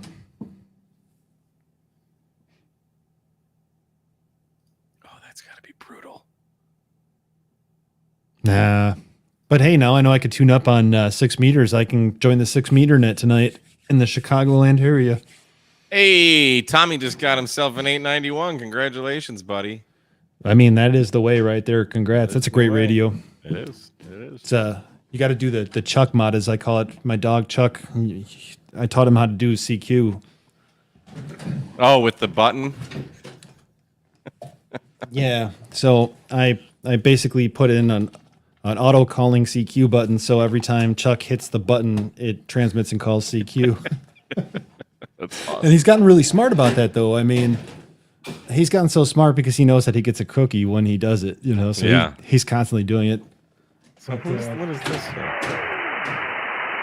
That sounds like K6YYL. That's just noise. Oh, you guys can't hear my. No, I was looking at there's a line on my waterfall. It wasn't on mine. It must have been yours. I must have just heard the noise. Too. Double treble. Yeah, I love my G90. Try it again here real quick. CQ, CQ, CQ. This is Whiskey Niner, Foxtrot, Foxtrot, Foxtrot, W9, FFF calling CQ. I wasn't listening. Here, let me try. Yeah, CQ, CQ, CQ from Kilo 8 Mike Romeo Delta. CQ, CQ for anyone, anywhere from K8MRD. CQ6. Chuck doesn't need his license as long as I'm supervising him. CQ6, CQ6, CQ, CQ, CQ for 6 meters from Kilo 8 Mike Romeo Delta. Calling anyone, anywhere. CQ6, CQ6 from K8MRD.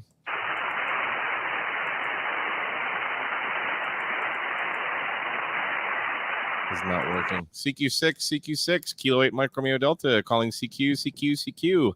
It's anyone, dead. anywhere. CQ, CQ on dead 6 meters. Let's make it come alive. CQ6.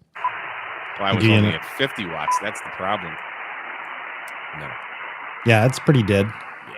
Well, is anyone on 313? That's 50.313 is the FT8 frequency. There's nobody on FT8 even. Wait. What's that? That's probably interference. I don't expect to hear anything.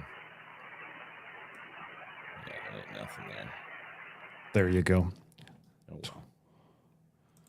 I guess I'll call CQ on 28.356 a few more times. It's open. As you guys can see, it's open on my my screen here. There's nobody too close. I'll give it a shot. What is he saying? We do a net every Thursday night. Well, there's strike one. I'm not a net person. I'm sorry. I am just not. But thank you. But anyone interested in Eastern, that's a Yaesu System Fusion net on 80751. Tune in. Definitely. I actually might, to be completely truthful. I was just talking to a guy yesterday here locally who took over some repeaters, and he has a Fusion, actually 2 Fusion repeaters, and he was asking if I could try to hype up the repeaters. I'm like, I don't know that I'll be able to do anything, but I'll do a net after one of my live streams or something. Somebody said Podon 14292. That's what I have on 14292. 2RM. But anyway, this is a 10-meter show. Where were we? 356? This is Whiskey 9, Foxtrot, Foxtrot, Foxtrot, W9, FFF. Is this frequency in use?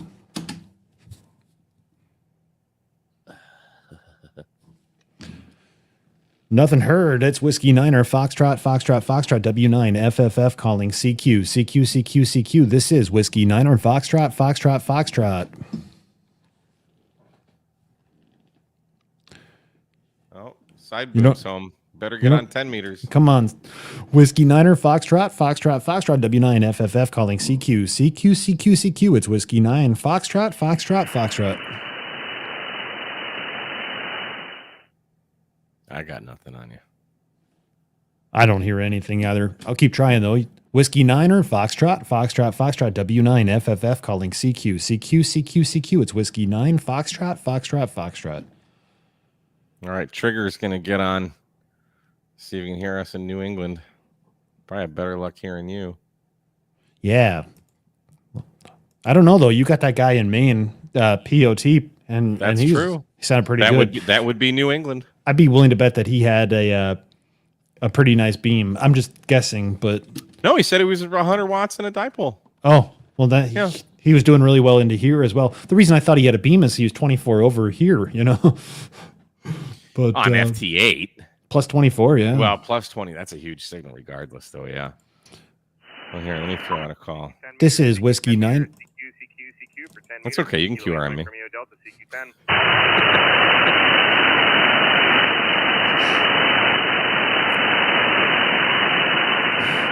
CQ. This is Whiskey Niner, Foxtrot, W9, FFF, calling CQ 10 meters. We'll just keep doing that. Yeah.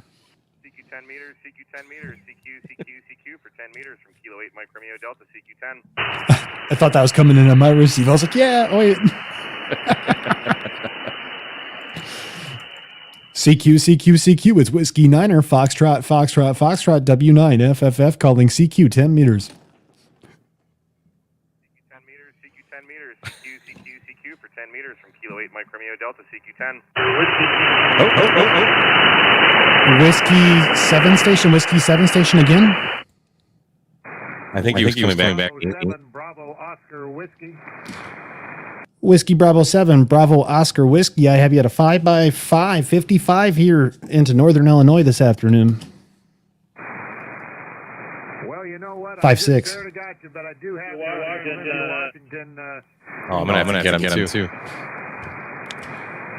Yeah, correction on the signal report. You're a 5-7, 57, and I have one more station in Texas who could hear you. Could he give a shot to you?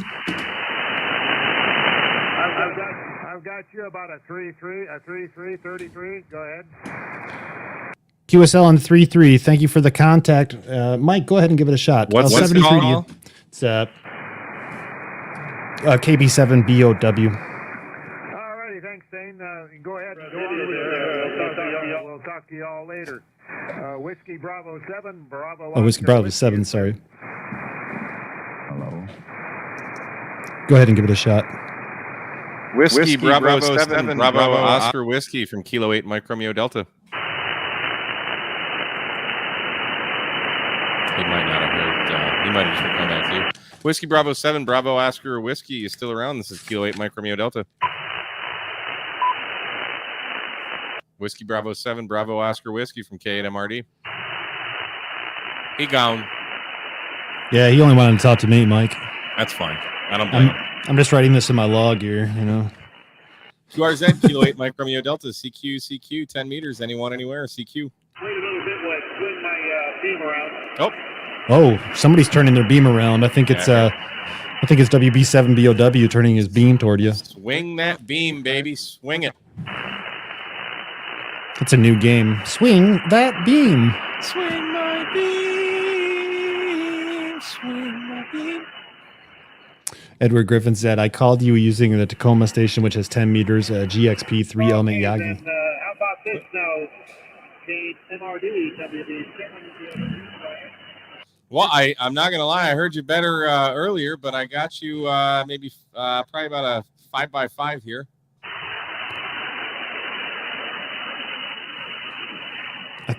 He might be pointing to Texas or Michigan. Point to Texas. Point to Texas. Okay, I'm not getting you guys very well. I've only got you about a 3-3 again, a 3-3. Hey, I'll take a 3-3. Whiskey Bravo 7, Bravo Oscar Whiskey from K8MRD. I got you in the log, bud. Another Washington. Good job. Look, it's CN87. CQ. This is Whiskey 9 Foxtrot. 73. 73. My bad. That's okay. That was hilarious, though. All right, CQ. This is Whiskey Niner, Foxtrot, W9, FFF, Whiskey 9, Fox, calling CQ. Why am I in this line?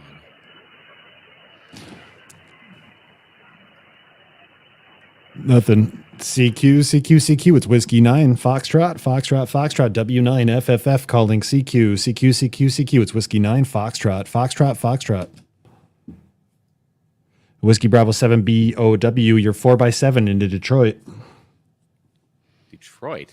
Oh, I hear somebody trying to break it. You can see it on the screen. Ham mediocre. CQ. It's Whiskey Niner, Foxtrot. W9 FFF calling CQ. I think I had a Bucky's statue. Yeah. That's what's up, man. Sam knows what's up. Can you hear that station or no? No, we don't hear your audio. No. Do you hear any stations on your input though? Oh, I would have to have the volume turned up in order to do that. Let me see if I can get him again. CQ. It's Whiskey Niner, Foxtrot. Nah, I had a station that was like very, very low in the noise, like a 1x1. I couldn't even make them out, but I was thinking maybe you would have got them. 93.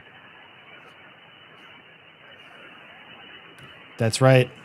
I'm down in the mud. But it's a technician event, Snow Cones. I'm having a good time. I mean, how long can we milk this for? Maybe after the hour and a half mark, we go to the extra portion. Are you an extra? I'm not an extra. Oh, I'll see you later. Yeah. Generals don't matter, apparently. You guys heard him say it first. Generals don't matter. Honestly, there's more action in the It's Whiskey general Niner, portion. Foxtrot, W9, FFF calling CQ. Except in the mornings. In the mornings, the extra portion is like really where it's at, to be honest with you. DX. Yeah. And the rag chews, I think. Especially into Europe. I don't hear anything on 10. Yeah. That's probably time. Well, ladies and gentlemen. Probably Oh, time. what was rude? Sorry. That we wouldn't go down to another Oh. because he said it's time to move bands. Here we'll revisit it, see. Oh, there we go. Sorry. But he's got a Too Cobra smooth. Kai logo, so you know. Well, we could always go to 11 meters. It looks like it's happening. Can you transmit on 11 with that? No. The Flex will unlock it if you have proof of a license and so forth. But I think it's a software mod they have to send you a key for or something. I don't know exactly. Huh. But it is cool to see. I just like watching the whole spectrum, you know. Todd, good luck, buddy. You got it. Yeah, you should Just get 50 questions away, man. That's it. Yeah, good luck, man. He doesn't need luck. What are you talking about? Yeah, look at him. Cobra Kai. What? I will support a Ford Cobra as well. I have a Ford Fusion Cobra. You should get Cobra. You should get Cobra decals for it. Do you want me to send you Cobra decals for your Fusion? No, I don't. You could write like Ham Harder on it too. Look at that. 20 Good. is open.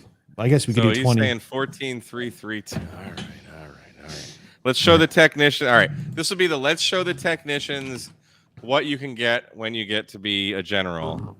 That's right. And what did he say? 332 is that freaking YL system net stupid thing. Check-ins. It is. I guarantee. Watch. Listen, it is.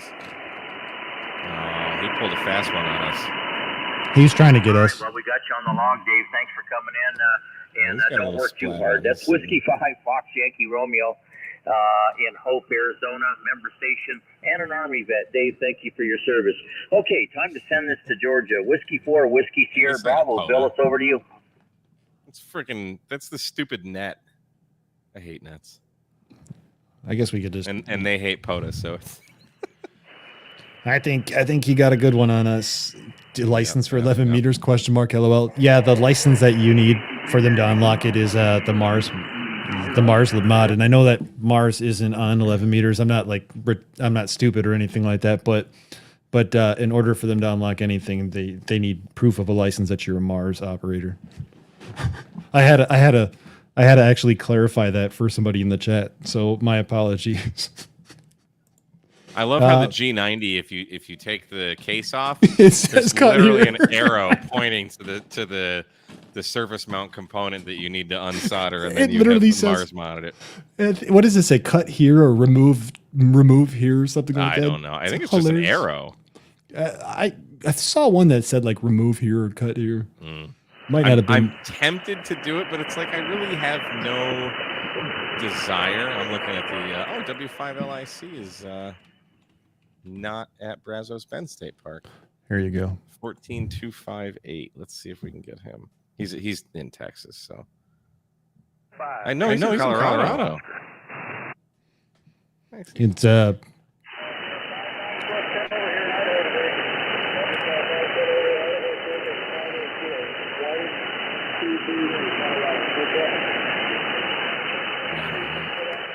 I don't get Colorado until like right around sunset usually, which is soon. Yeah, I mean, like 293, I hear some people trying to contact POTA stations, but I don't hear the POTA station. I think I'm good. I don't know if you guys want us to make POTA contacts, maybe, but I was just looking at the spotting page real quick. Yeah. There's a lot of people on digital, some on phone, and the ones that are on phone, I can't hear. So I'm going to try that Colorado one. That's 258.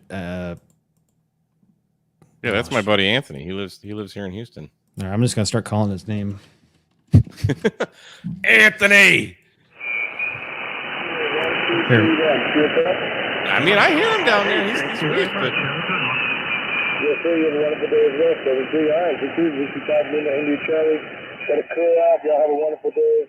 We'll talk to y'all again next time. So we talk while I see you. I'll be Chris. You better wait for me. Whiskey 5, Lima India Charlie, Kilo 8, Mike Romeo Delta.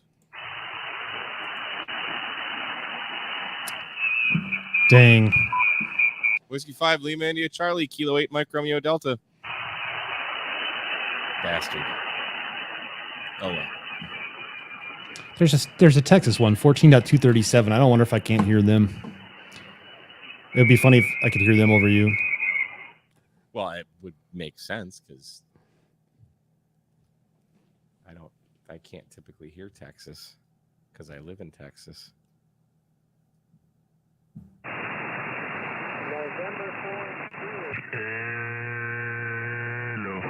Gotta love that guy. Yeah.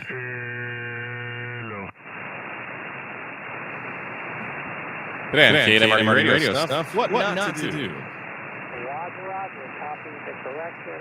Whiskey 40 Hotel Alpha. I'm gonna pull this guy out of the weeds. Get that report again. Do it. Oh, I just lost him. Roger, copy the 5-9er in Tennessee. Thanks for being there. 7-3, Kilowatt 4 Sierra Romeo, Quebec. Didn't even call QRZ. Kilowatt 4 Sierra Romeo, Quebec. That's about a 5 and 7, 5 and 7. Hey, Adam heard me. 6, 5, 6, 7. QSL? QSL 6567, you are a 5x5, 5x5, Sarasota, Florida. Who is this guy? 20 or 14.237. So Texas. 14.237. Dang it. What not to do? Let the guy call QRZ, dude.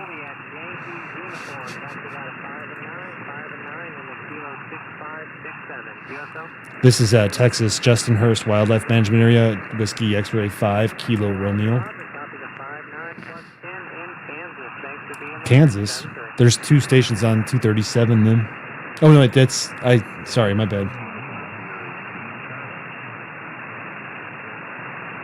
Lima Whiskey Charlie again. Oh, I hear him. Oh, well, I hear him for you.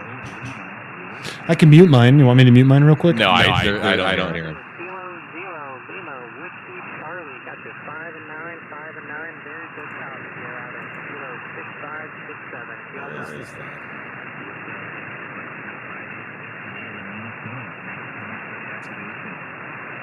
Alright, copy the 5 and 8 in Minnesota. Thank you so much for being there. Have a great evening and 10-3. Oh, he's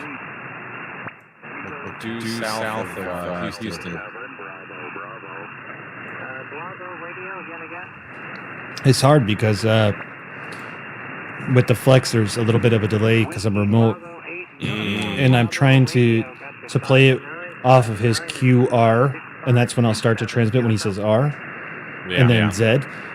But when he doesn't get to call QRZ because there's so many stations, I don't know when to call it because of the delay. So I'm like, Hey, Whiskey 9, Foxtrot, Foxtrot, Foxtrot.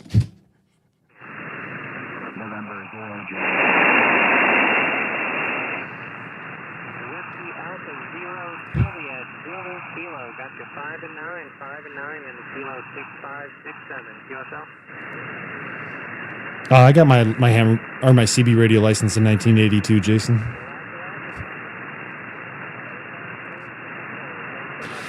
I'm just gonna mute mine here. I don't know this is working out here. Let's see. It's kind of hard to multitask.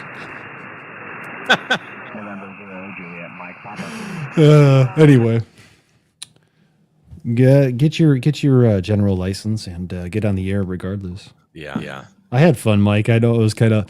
Here's what I'm gonna do if you ever choose to have me on again. I don't think we got the echo here. Well, here's what I'm gonna do. I'm gonna have my second laptop going into the mixer, so it's 2 separate audio channels. You see? Yeah, and then I will remotely log in via the second laptop, so we won't have that problem.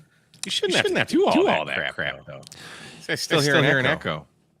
How do you? Oh, I didn't mute you. My bad. Oh, I didn't mute that channel. My apologies. There you go. Yeah, there's got to be an easier way to route your audio to. I mean, if you've got a mixer. Well, the problem is it's all coming in from the same PC, so it sees it all on the same sound card. You know what I'm saying?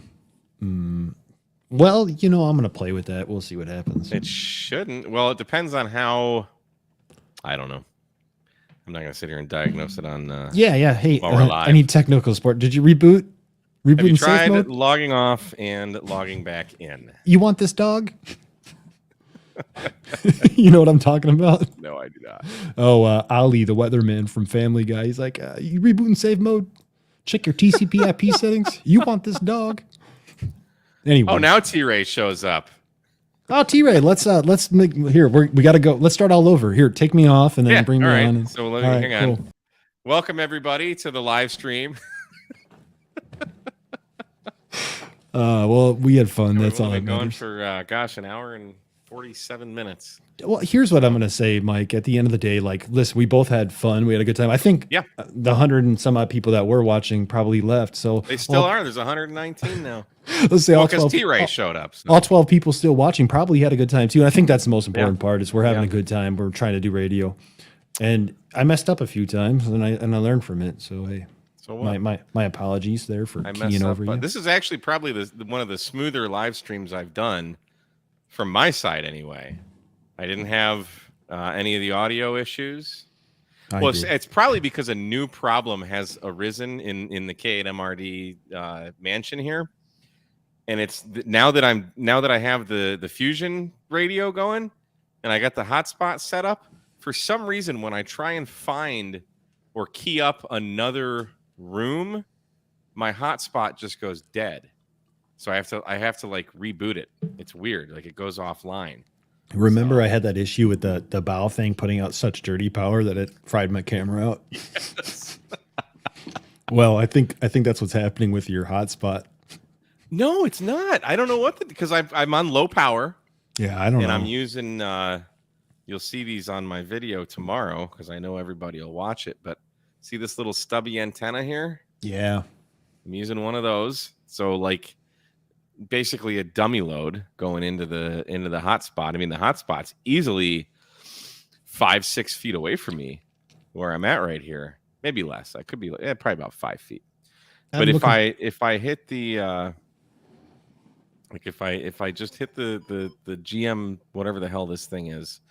The group mode? Yeah, to search the stupid thing.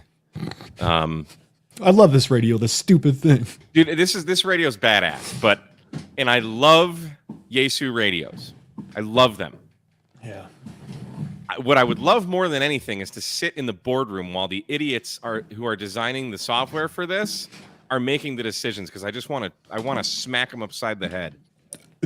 It's idiotic, some of the things that they do.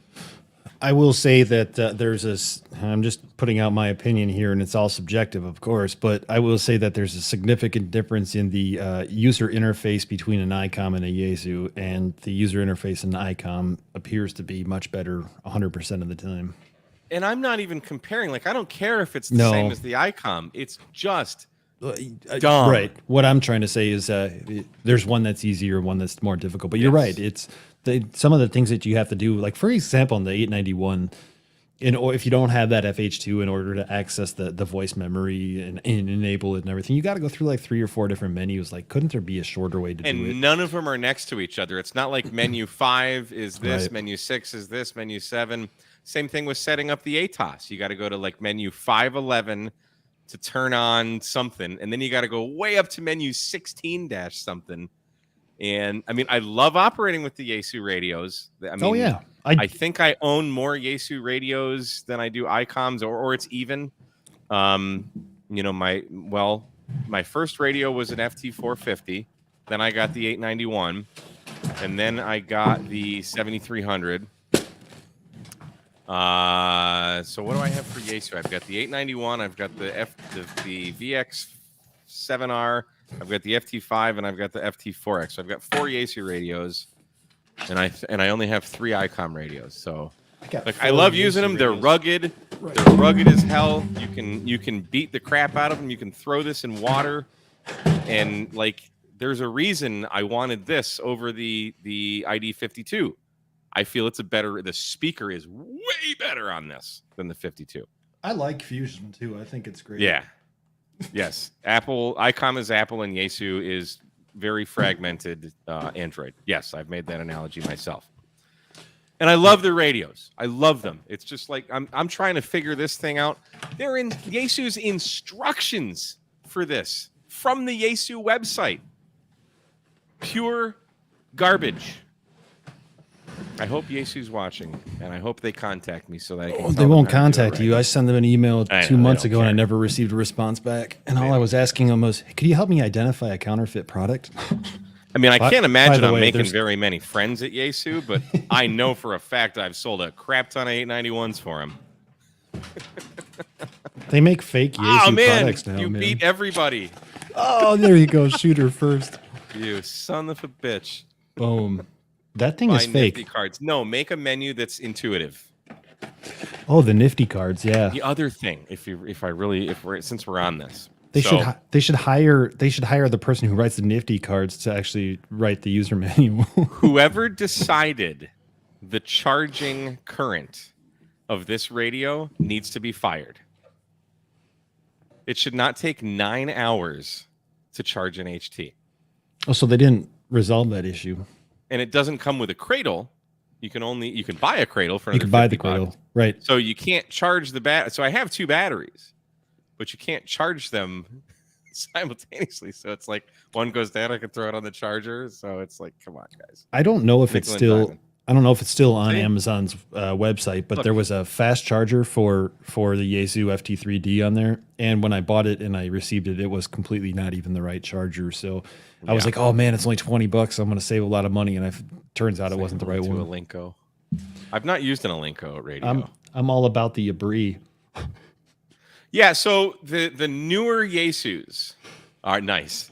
The newer Yaesus, like the the 710, I don't know why they're using ICOM's numbering now, but the 710 and then the FTDX10 are more intuitive.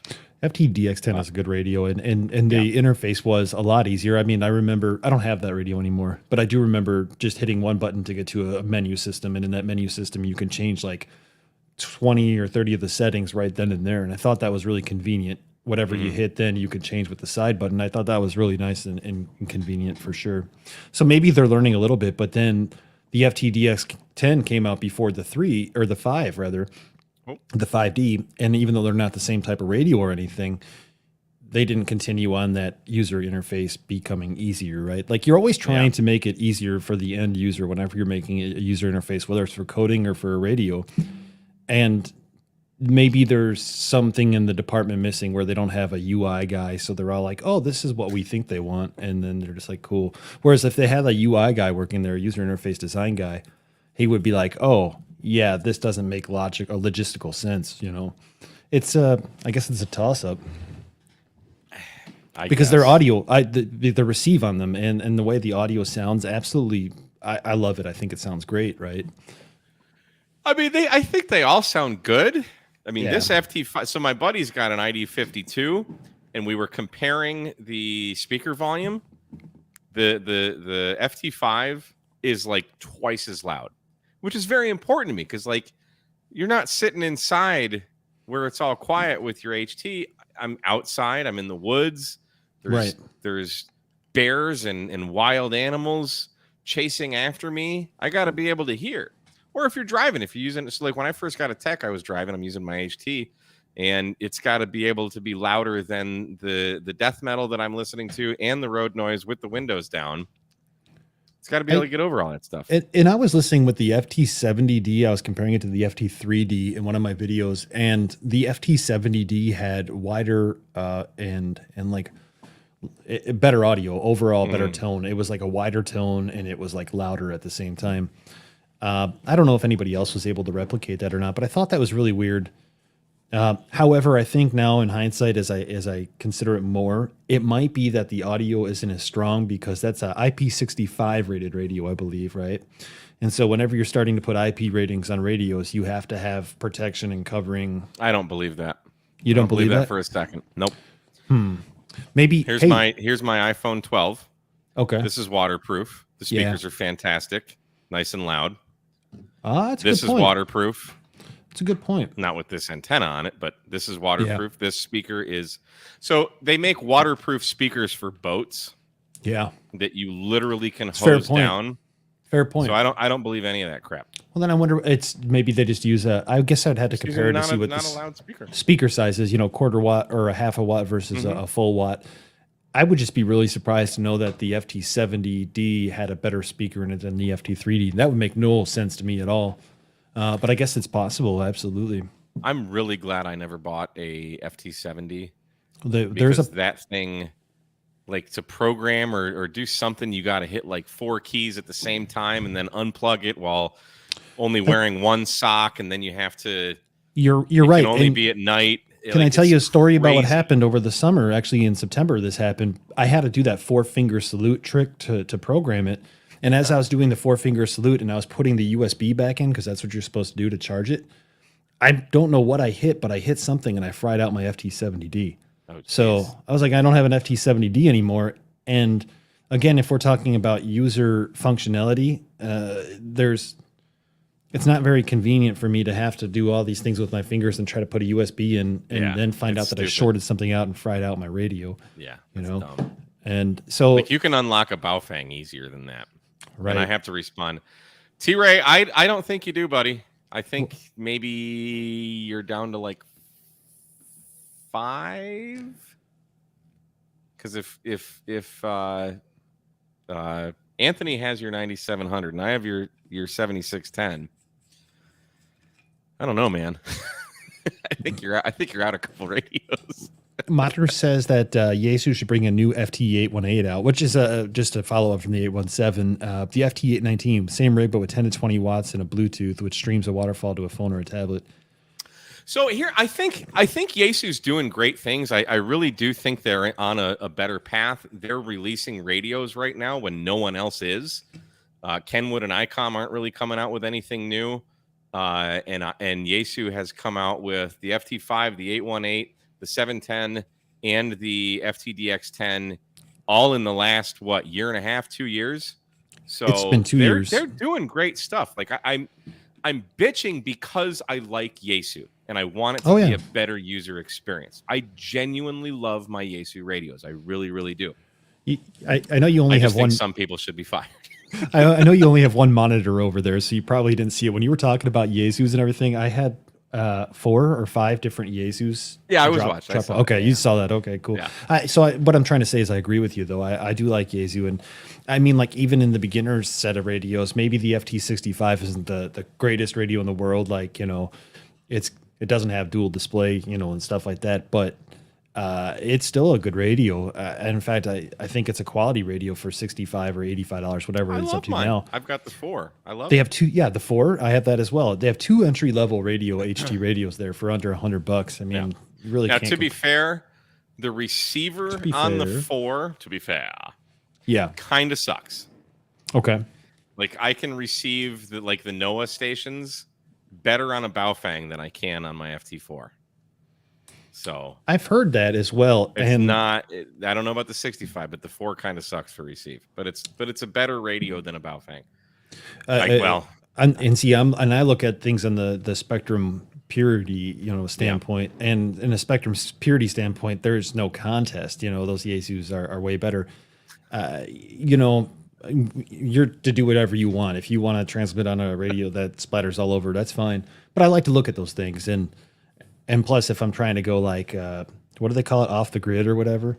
Yeah. I'm trying to be low key. I shouldn't be worrying about transmitting on 3 different frequencies. That's giving away my location, but that's just my opinion. If people are DFing you, could be. Yeah, I would not be surprised if Yaesu had a trick up their sleeves. Purely speculating, because I literally don't talk to anyone at Yaesu. I'm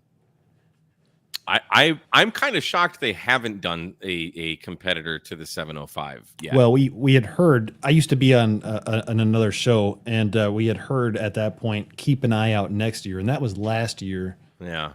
So again, this is all speculation, and remember, you have to hear it from Yaesu directly for it to be a real thing.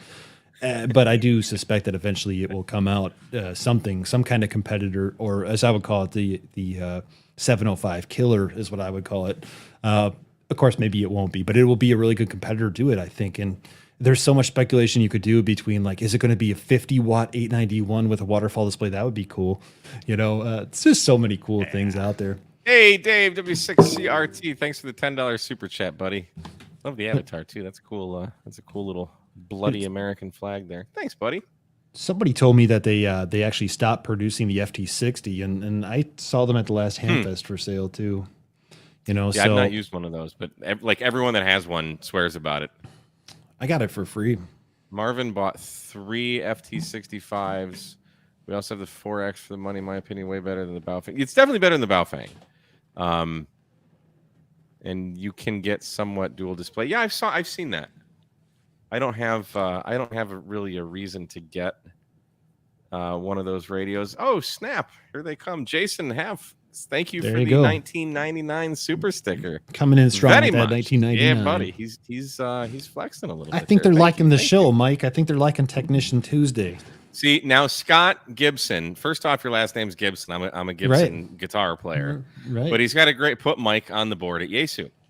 Here's the problem with that, because I feel that and this is probably a stereotype, but I feel like the Japanese are very traditional. Okay, they value tradition. I don't give a crap about tradition. I throw it to the wind. It's just not my thing. I'm always looking forward. I don't really care what happened. We learn from the past, but especially traditional design. My God. But anyway, yeah, it's. I should be on the Yaesu board. I should be like a consultant, because I don't want to be a Yaesu employee. Just pay me to tell you guys the way you should do things so I can enjoy your radios better. I've been bringing this out.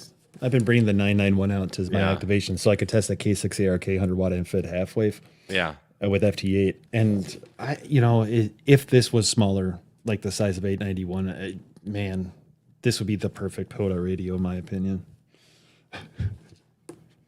Am I stirring up controversy here today? No. Okay. Well, let me try harder. Everything in iOS on YouTube is in 0.99. Huh. That's okay. We can do 199.99. We can do 19.99. You can do 199. You can do anything. 99.99 is my best suggestion for you. Yeah. I will say, Mike, the power pull mod to the back of the 891 is genius, and it works well, right? I'm glad I didn't come up with it. No, I know that, but just in case nobody saw your video. I don't think I was. Excuse me. I think I was definitely one of the first videos to show that mod. There's 2 mods out there though, and the guy. So I did I can't remember his name, but I did the mod you have. There's another guy that's doing a mod, and he emailed me, and I'm like, and I said, well, I've already got another 3D printed thing, but if you want to send me one, I'll take a look at it. And he just ghosted me. He's like, I don't think you. I think I've seen that one though. Times. Marvin's correct. Yeah, exactly. He's get it. They imagine an 891 with color screen waterfall 2 meters 70 centimeter. Yeah, perfect. Absolutely, that would be awesome. Because that would be. Here's the other thing. So like the videos that I've done just for the ATOS. Yeah. Again, I know for a fact lots of people are buying that antenna now. Right. Because of that, it's got thousands and thousands of views. Nary an email from Yesu saying, "Hey man, thanks for the free public publicity." And it's like, come on, man, I'm giving you free advertising here. Like, so I have the ATOS. They made the 891 without 2 meters and 70 centimeters, but the ATOS does 2 meters and 70 centimeters. So it's like, give us a radio that we can use with everything. I guess that was the 857, right? Yeah. That was good but radio. That had problems. Everyone says it has zebra screen problems. Yeah. In fact, Carlos and I were at a Hamfest, and I was walking by Carlos. The ATAS is janky, or the weather makes it finicky. Where is we got He's a 4 call. I'm going to say he's in Florida. They have I'm an 8 call in Texas. Calls don't horrible weather in Florida. K4HEF. I guess that's kind of true. They do. Let's stalk him here. Where's my QRs? I bet he's in Alabama. K4HEF. I'm going to say North Carolina. With a name like Hef. K4HEF. He's in South Carolina. That's what I said. South Carolina, yeah. What is the weather in South Carolina? Is not bad. Is it the salt air or something? Maybe. I don't know. I'll tell you what. How about I come to South Carolina and we do a Parks in the Year activation? I was thinking next month. There you go. Are you going to Huntsville? Are you going to Hamcation? Yeah. Yeah? You got your tickets and everything ready to go? I do. I don't know that I'm going to go this year, to be honest with you. Well, I mean, if you don't like having fun, I'd say that'd be a good reason to stay away. But other than that, listen, this is part of the tradition. I think we all know how this goes. I'm not going to Hamvention, and then last minute I'm like, yeah, I'll pick you up. Let's go. So yeah, and then you left 4 hours later. Well, and that. Maybe they'll enjoy this story. Then that was the funny story. I dropped Mike off at Ham Radio 2.0's trailer, and I was like, I think I'm going to go. Well, you slept for a couple hours. And you're like, well, get a couple hours of sleep. So I got a couple hours of sleep. I think I'm going to go, and by then I walked around for 10 minutes, and then it was the end of the day, and I'm like, I think I'm going to go. And you got to go to the Troll Pub. So we had fun. We had a good time. That was fun. I didn't think I'd have fun not drinking, but I did. So that was cool. So Jason, you need to watch my video on the ATOS, because that is a thing that the ATOS does. Slow, not working, etc. So it needs to, and this was explained to me by a Yesu employee at a Hamfest, a big Hamfest. Because when Sideboom lent me his ATOS, I plugged it in I hooked it up. It worked once, and then it just didn't work. So what happens, the ATOS is kind of dumb. It doesn't know where it is, okay? And what happens, especially if you unplug it or do something, it needs to reinitialize. So all the circuitry inside needs to find out what the heck's going on. So it won't do anything. So the ATS light will blink on the radio, but nothing's happening. Just let it go. Just wait a solid minute. And it'll start working again. It has never failed me, and that is why I am such an ATOS fanboy now. Even having a Tar Heel, I mean, that's a name drop. Yeah, there you go. M0MSN. Hey, what's going on, Mike? He got an ATOS because of me. You're welcome, Yesu, once again. So yeah, just do that. I have zero grounding and bonding on my car. Nothing at all, and it works. So a little noisy driving down the road, so I usually operate with just the battery, just stationary. But yeah, and Scott Gibson got an ATOS because look at all those ATOSes. I know. Yeah, now you know what? Need a Yesu. I'm gonna go right now. I'm gonna go on to some website and buy an ATOS, and I'm gonna even write in the comments I bought this because of KWMRD.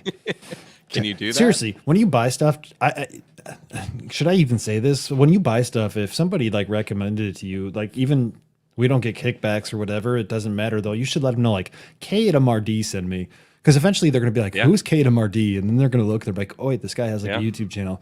Maybe they'll help him out. So see, I mean, feel all the vendors know who I am. They may turn the other way. Yeah, the last Hamfest I went to, it was see, everybody was like, what's YouTube, you know? And when we would meet somebody who knew me, they were like, oh yeah, we love you. And then I knew that they didn't really love me because they ripped up my stuff. And then they, you know, like I would see ripped up stickers or ripped up business cards thrown like on the side. I'm like, oh yeah, you really love me. Like, why don't you just tell me the truth? Are you scared? But so here's a good question. I did a video on this not too long ago. The ATOS versus the Tar Heel. And they are both incredible antennas. I would recommend either one, and I would be happy with either one. But in my tests, I did whisper tests over a course of 3 days, so as to eliminate as many variables as I could. The ATOS both was received by and received more stations than the Tar Heel by a pretty significant amount. So, hey, sex69.fun, my hot photo here. Sweet. Thank you. 3 times the fun, 3 times the comments. Hey, Mike, I got a question for you. It's not really related to, it kind of is related to radio. I know your standpoint on things, so I won't go too far into it, but do you do anything for the holiday season? That's the best way to put it, right? I do not. Okay, so I just got my first ever holiday, whatever you want to call it, and I'd like to show it to everybody if that's okay. You did say that again. I'm sorry. I just got my first whatever you want to call it holiday Christmas present. Yeah, I'll still say Merry Christmas and all that, but I don't give a crap about any of that stuff. I understand. I want to show it to you though because I think you all have seen Seinfeld, right? Yeah. Okay, stand by. Oh, did you get a Festivus poll? If he got a Festivus, yeah, that's exactly what I do. So on Thanksgiving, I sat and played FT8, smoked a cigar, and drank some whiskey. That was good. Look at this guy. I've decided to start using the Gigaparts carbon fiber mast for my Festivus tree. And there will be a video. There will be a video short on it because I couldn't find a Christmas tree or whatever, and so I decided, hey, Festivus for the rest of us, and we're gonna do we're gonna do a whole short on it. I love it. But if you're looking for a good carbon fiber mast, I've dropped this thing like 10 times. Oh yeah, those things are stupid. Solid, strong. They're heavy. ATOS work great on the F-150. Yep. So yeah, so they're great. So my buddy Ryan, who's like my only friend, so that's why I keep citing back to him. But he just bought a Tar Heel. He bought a little Tar Heel. It's a little bit different than mine. It's the little Tar Heel HP. So he needs to have that little loading coil on the bottom where I don't. I don't know what the hell it does, but it makes it work. But we do POTAs all the time, and we just get out. It really doesn't matter whether you have a Tar Heel or an ATOS. I mean, Whisper is like we're pulling out really weak signals, so you kind of have to take it with a grain of salt. I did when I first installed the 891 mobile. Once I got the Lido mounts for it, I went to Davy Crockett National Forest here in Texas. And I activated with the Tar Heel. Now, granted, I was using a longer whip. It was like a 6-foot whip from MFJ. I got 300 and some odd contacts in like 2.5 hours. Did a video on it. I called CQ probably twice. Never called CQ again, and the pileup never stopped. I think I just had to stop. I'm like, all right, guys, I'm done. I got to go. That's great. It's just, and that's on the Tar Heel. So, you know, and that's why I say, like, hey, if you are a technician and you want to get a real taste for how things are or could be, go out and do Parks on the Air, even as a technician, or find somebody who's a general because you could use their call, and start calling CQ Parks on the Air, and you're gonna get this pile up, and it's just gonna give you like this adrenaline rush, like it's a dopamine kick, is what it is, and I guess my point is, like, there's certain times where even if you have a Tar Heel, a ham stick, or what is that horrible one, a toy box, there's some point in time where they're I all made gonna work. contacts with the toy box. I made contacts with the toy box. It's not that bad. I mean, it's bad. It's pretty bad. It's bad. But you know that, like it's yeah, you know it's going to be a there's compromise. a compromise there. So, but actually, sometimes that's fun too. Like I was working one time, Parks in the Air, trying, and it took like 30 minutes. I finally got a guy a town over. I was like, oh yeah. then I pulled out a real yeah. Then I pulled out a real antenna so I could actually activate the park. But I think the point again is you know, if you can get out there and do Parks in the Air and see if you really want to get involved in like HF. When you do Parks in the Air, you're going to have a pile up all the time, almost no matter what. And I say almost, but it'll be there. So Mike brings up a good, I guess this would be a statement. You can use an ATOS with other radios. There are controllers, but it's just you're going to have up and down. It's not going to have nearly the function that running in the ATOS with a Yaesu radio is going to give you. And the same thing with the Tar Heel. You got to have a controller for it too. So either way, you're going to have a great antenna. But yeah, so like what you're saying, but even the technicians, you can get on 10 meters and do a POTA with a ham stick or something. I mean, a ham stick is like, you're like $20 and you got a 10-meter antenna. Yeah, because a ham stick is so close, or 10 meters is so close to, like a ham stick its size is so close to the 10-meter wavelength anyway, or quarter wavelength anyway, that half a wave. Yeah, quarter wavelength. That it's just so close that it works almost nearly the same as it is anyway. I think I was on a 15 or 17 meter. It was a 15 meter ham stick, and I was at the back of my car to put it, and I made contact on sideband with Hawaii. And awesome. I wasn't doing anything special. You know, you move to 10 meters, you probably even have a better chance of making more contacts. Or when I say more contacts, I mean you're having less of a compromise, I think, on 10. I think you'll be all right. And there's less windings, there's less induction. So there you go. You know what I'm trying to say. Yeah. But I mean, a 20 or 40 meter ham stick works great. It work. Doesn't matter. Yes, there are compromises, but get an antenna and get on the air. That's all that matters. Don't focus too much on, this antenna is a compromise. Everything is a compromise. I think that's a good point. I think the fun part of radio, which some people might be frustrated in, by the way, but I think the fun part is kind of like saying, okay, I'm going to try this out. I get vast opinions, and I kind of got an all-around general, but I'm going to try it out myself and see if I like it or not. And if it works fine for you, great. And then if you decide at one point you want to see if there's anything better and you try something else out, that's kind of like how I learn the best is like, I have to get my hands on things in order to try them and see if they do or don't work for me. And then I make an opinion off of that.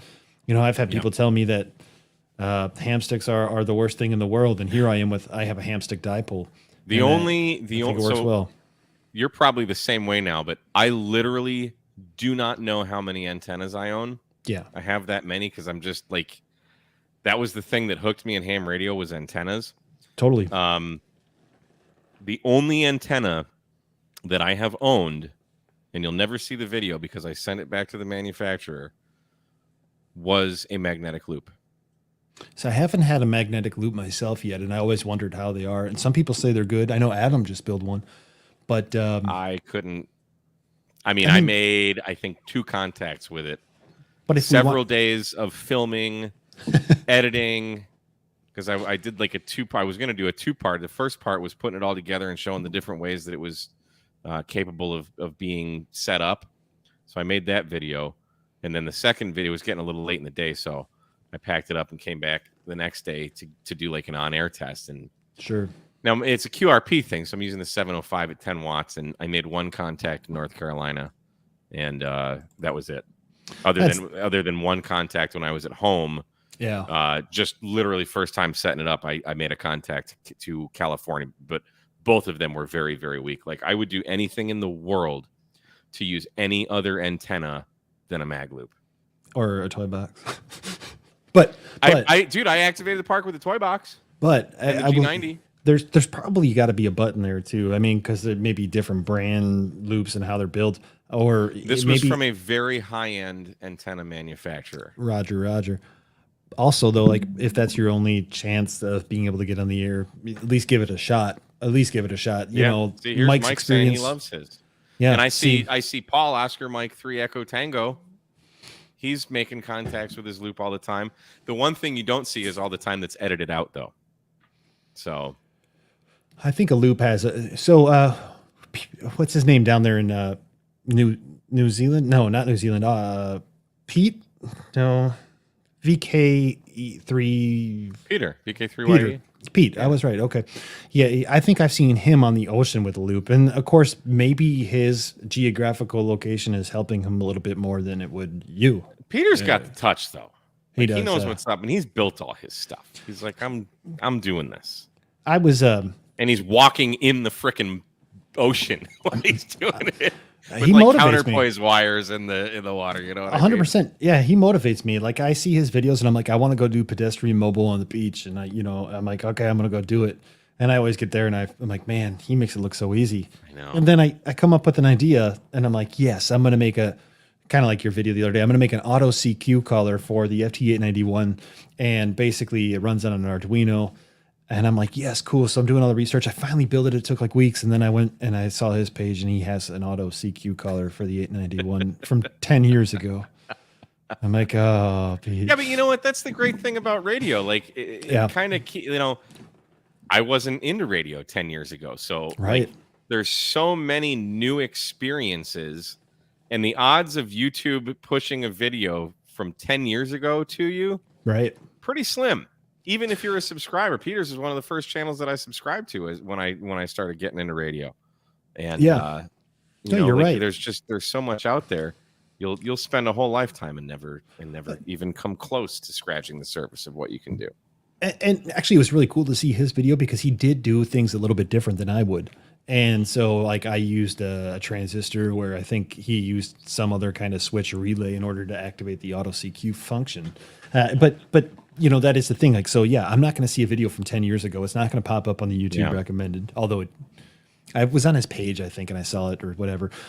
But then even on top of it, it's like building off of what other people do or just, building your own thing and then seeing what other people did and realizing, okay, you could have done this a lot easier, 3 steps, quicker or whatever along those lines.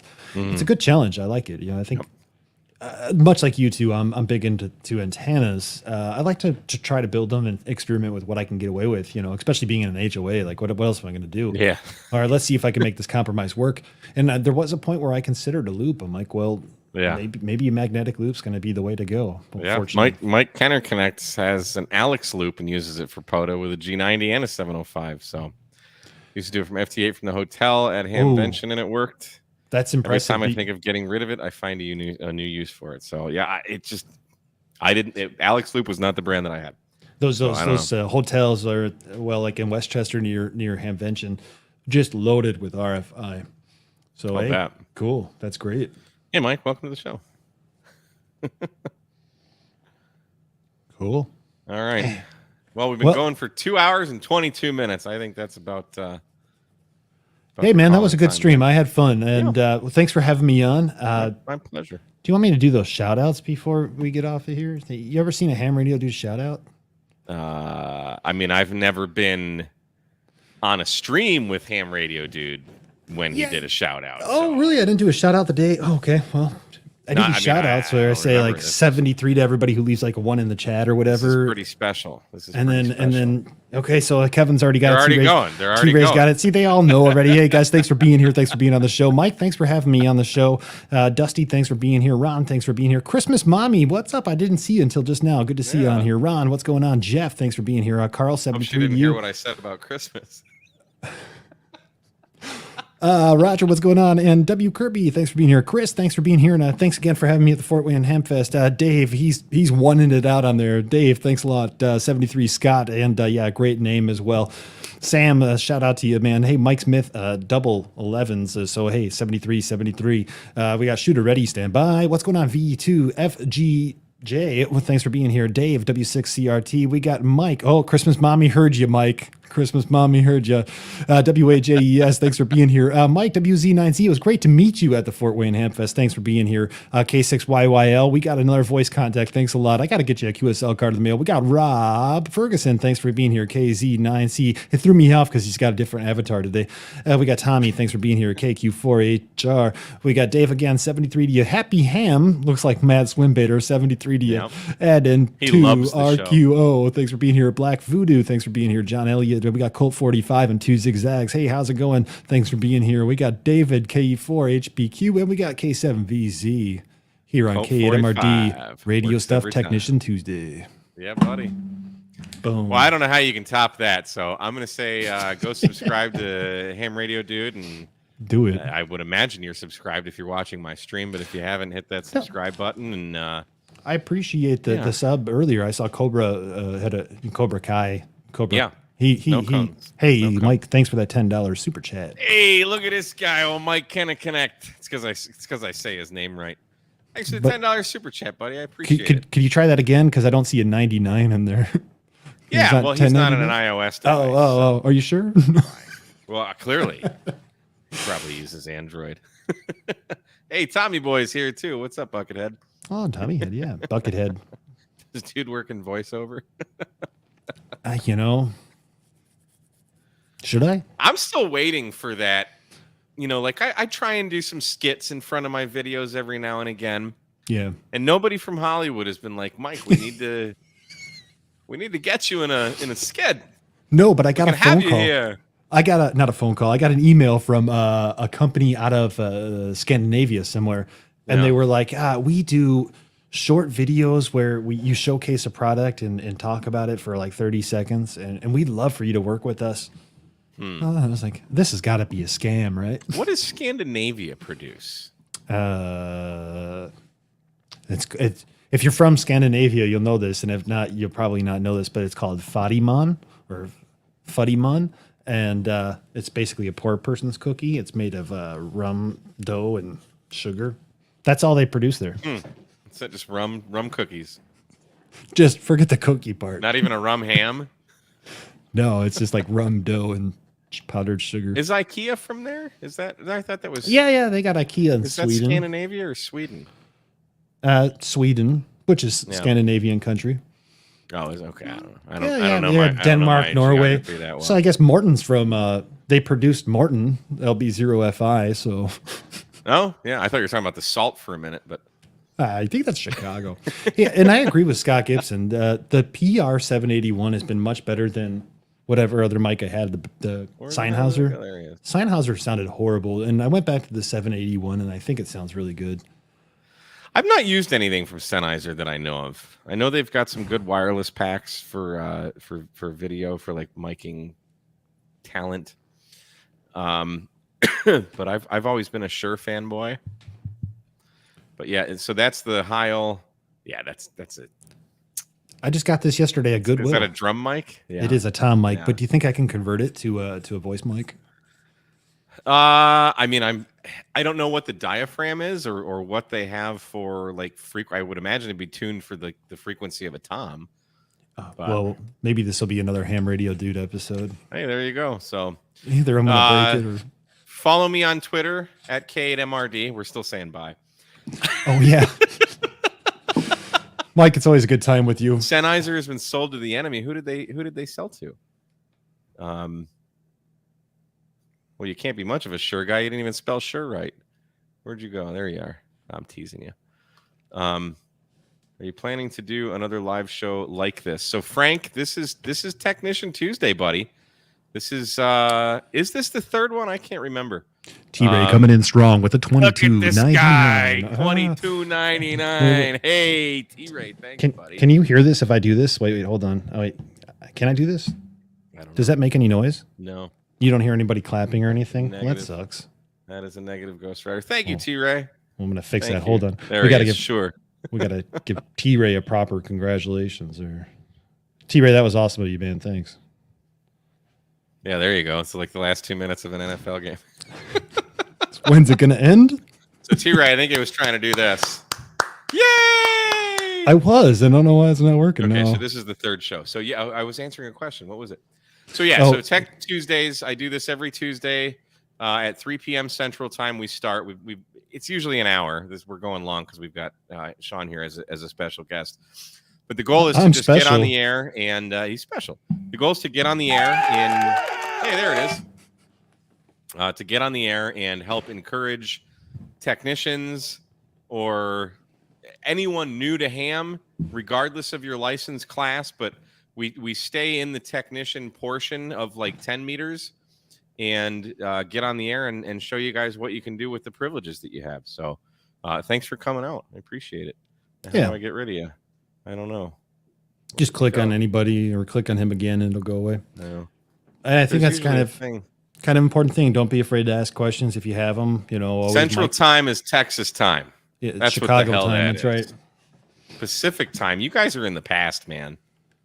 I think they're in the past. Right. I was gonna say they're in the future, but that ain't right. I mean, I grew up. Most of my life was Eastern time zone, but what are you gonna do? So, all right, kids. Thank you so much for watching. Again, hit the like, share, subscribe, all that YouTube crap, and there's links in the description for. I don't know what there's links for. If there's like discount crap if you want to buy anything. Always just go to any one of my videos if you need like coax or battery boxes, whatever. I've got an Amazon store there, so and it doesn't cost you any more, but I get a little cut of it just for sending folks to Amazon. And tell him Kato Mardi sent you. Don't forget that. Tell him K Murder sent you. He'll be like Mike send me. Yes. So, all right, kids, we're gonna end it. Thanks again, and I'll say 73 to all y'all. See ya. Thank you. Bye.